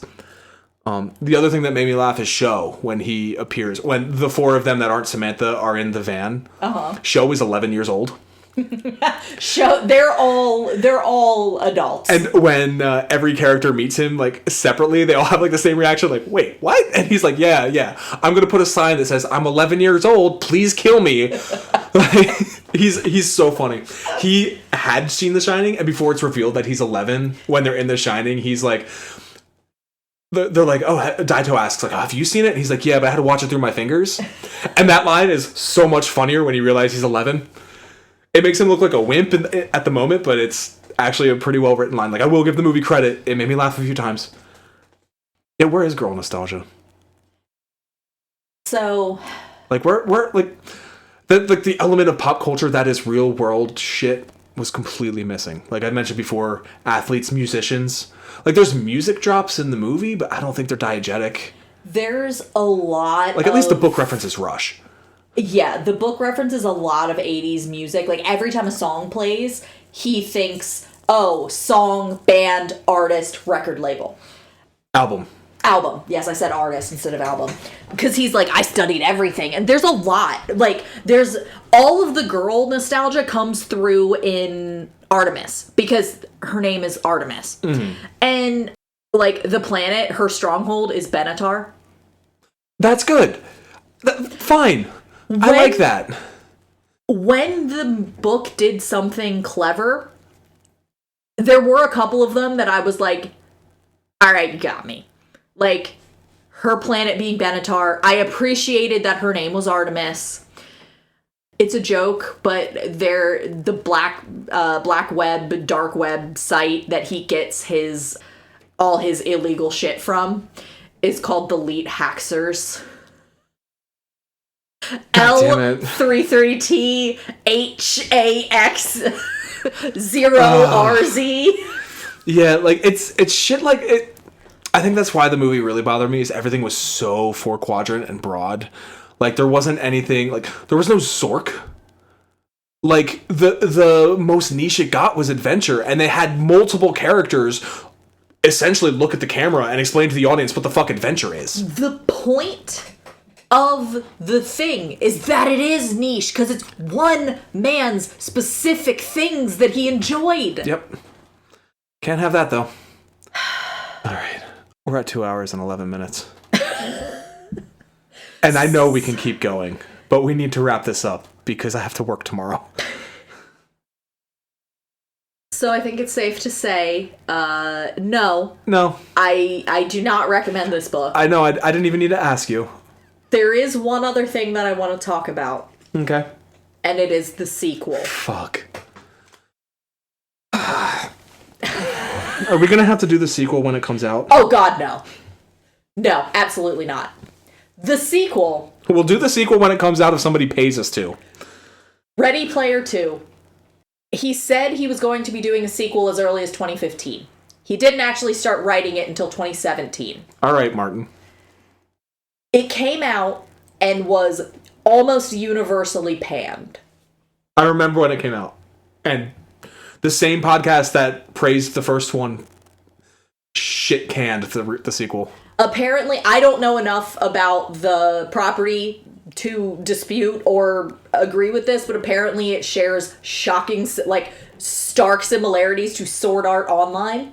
Oh my god. Like, excessive similarities. I can 100% see how that would happen, because clearly Ernest Cline loves him some anime. He definitely watched that show when it was in the zeitgeist. And the plot summary is basically, you know all the things that you thought Wade learned in this book? Nope, he didn't learn them at all. He has to go through it again. You know what's a good idea? Installing the Oasis in your brain.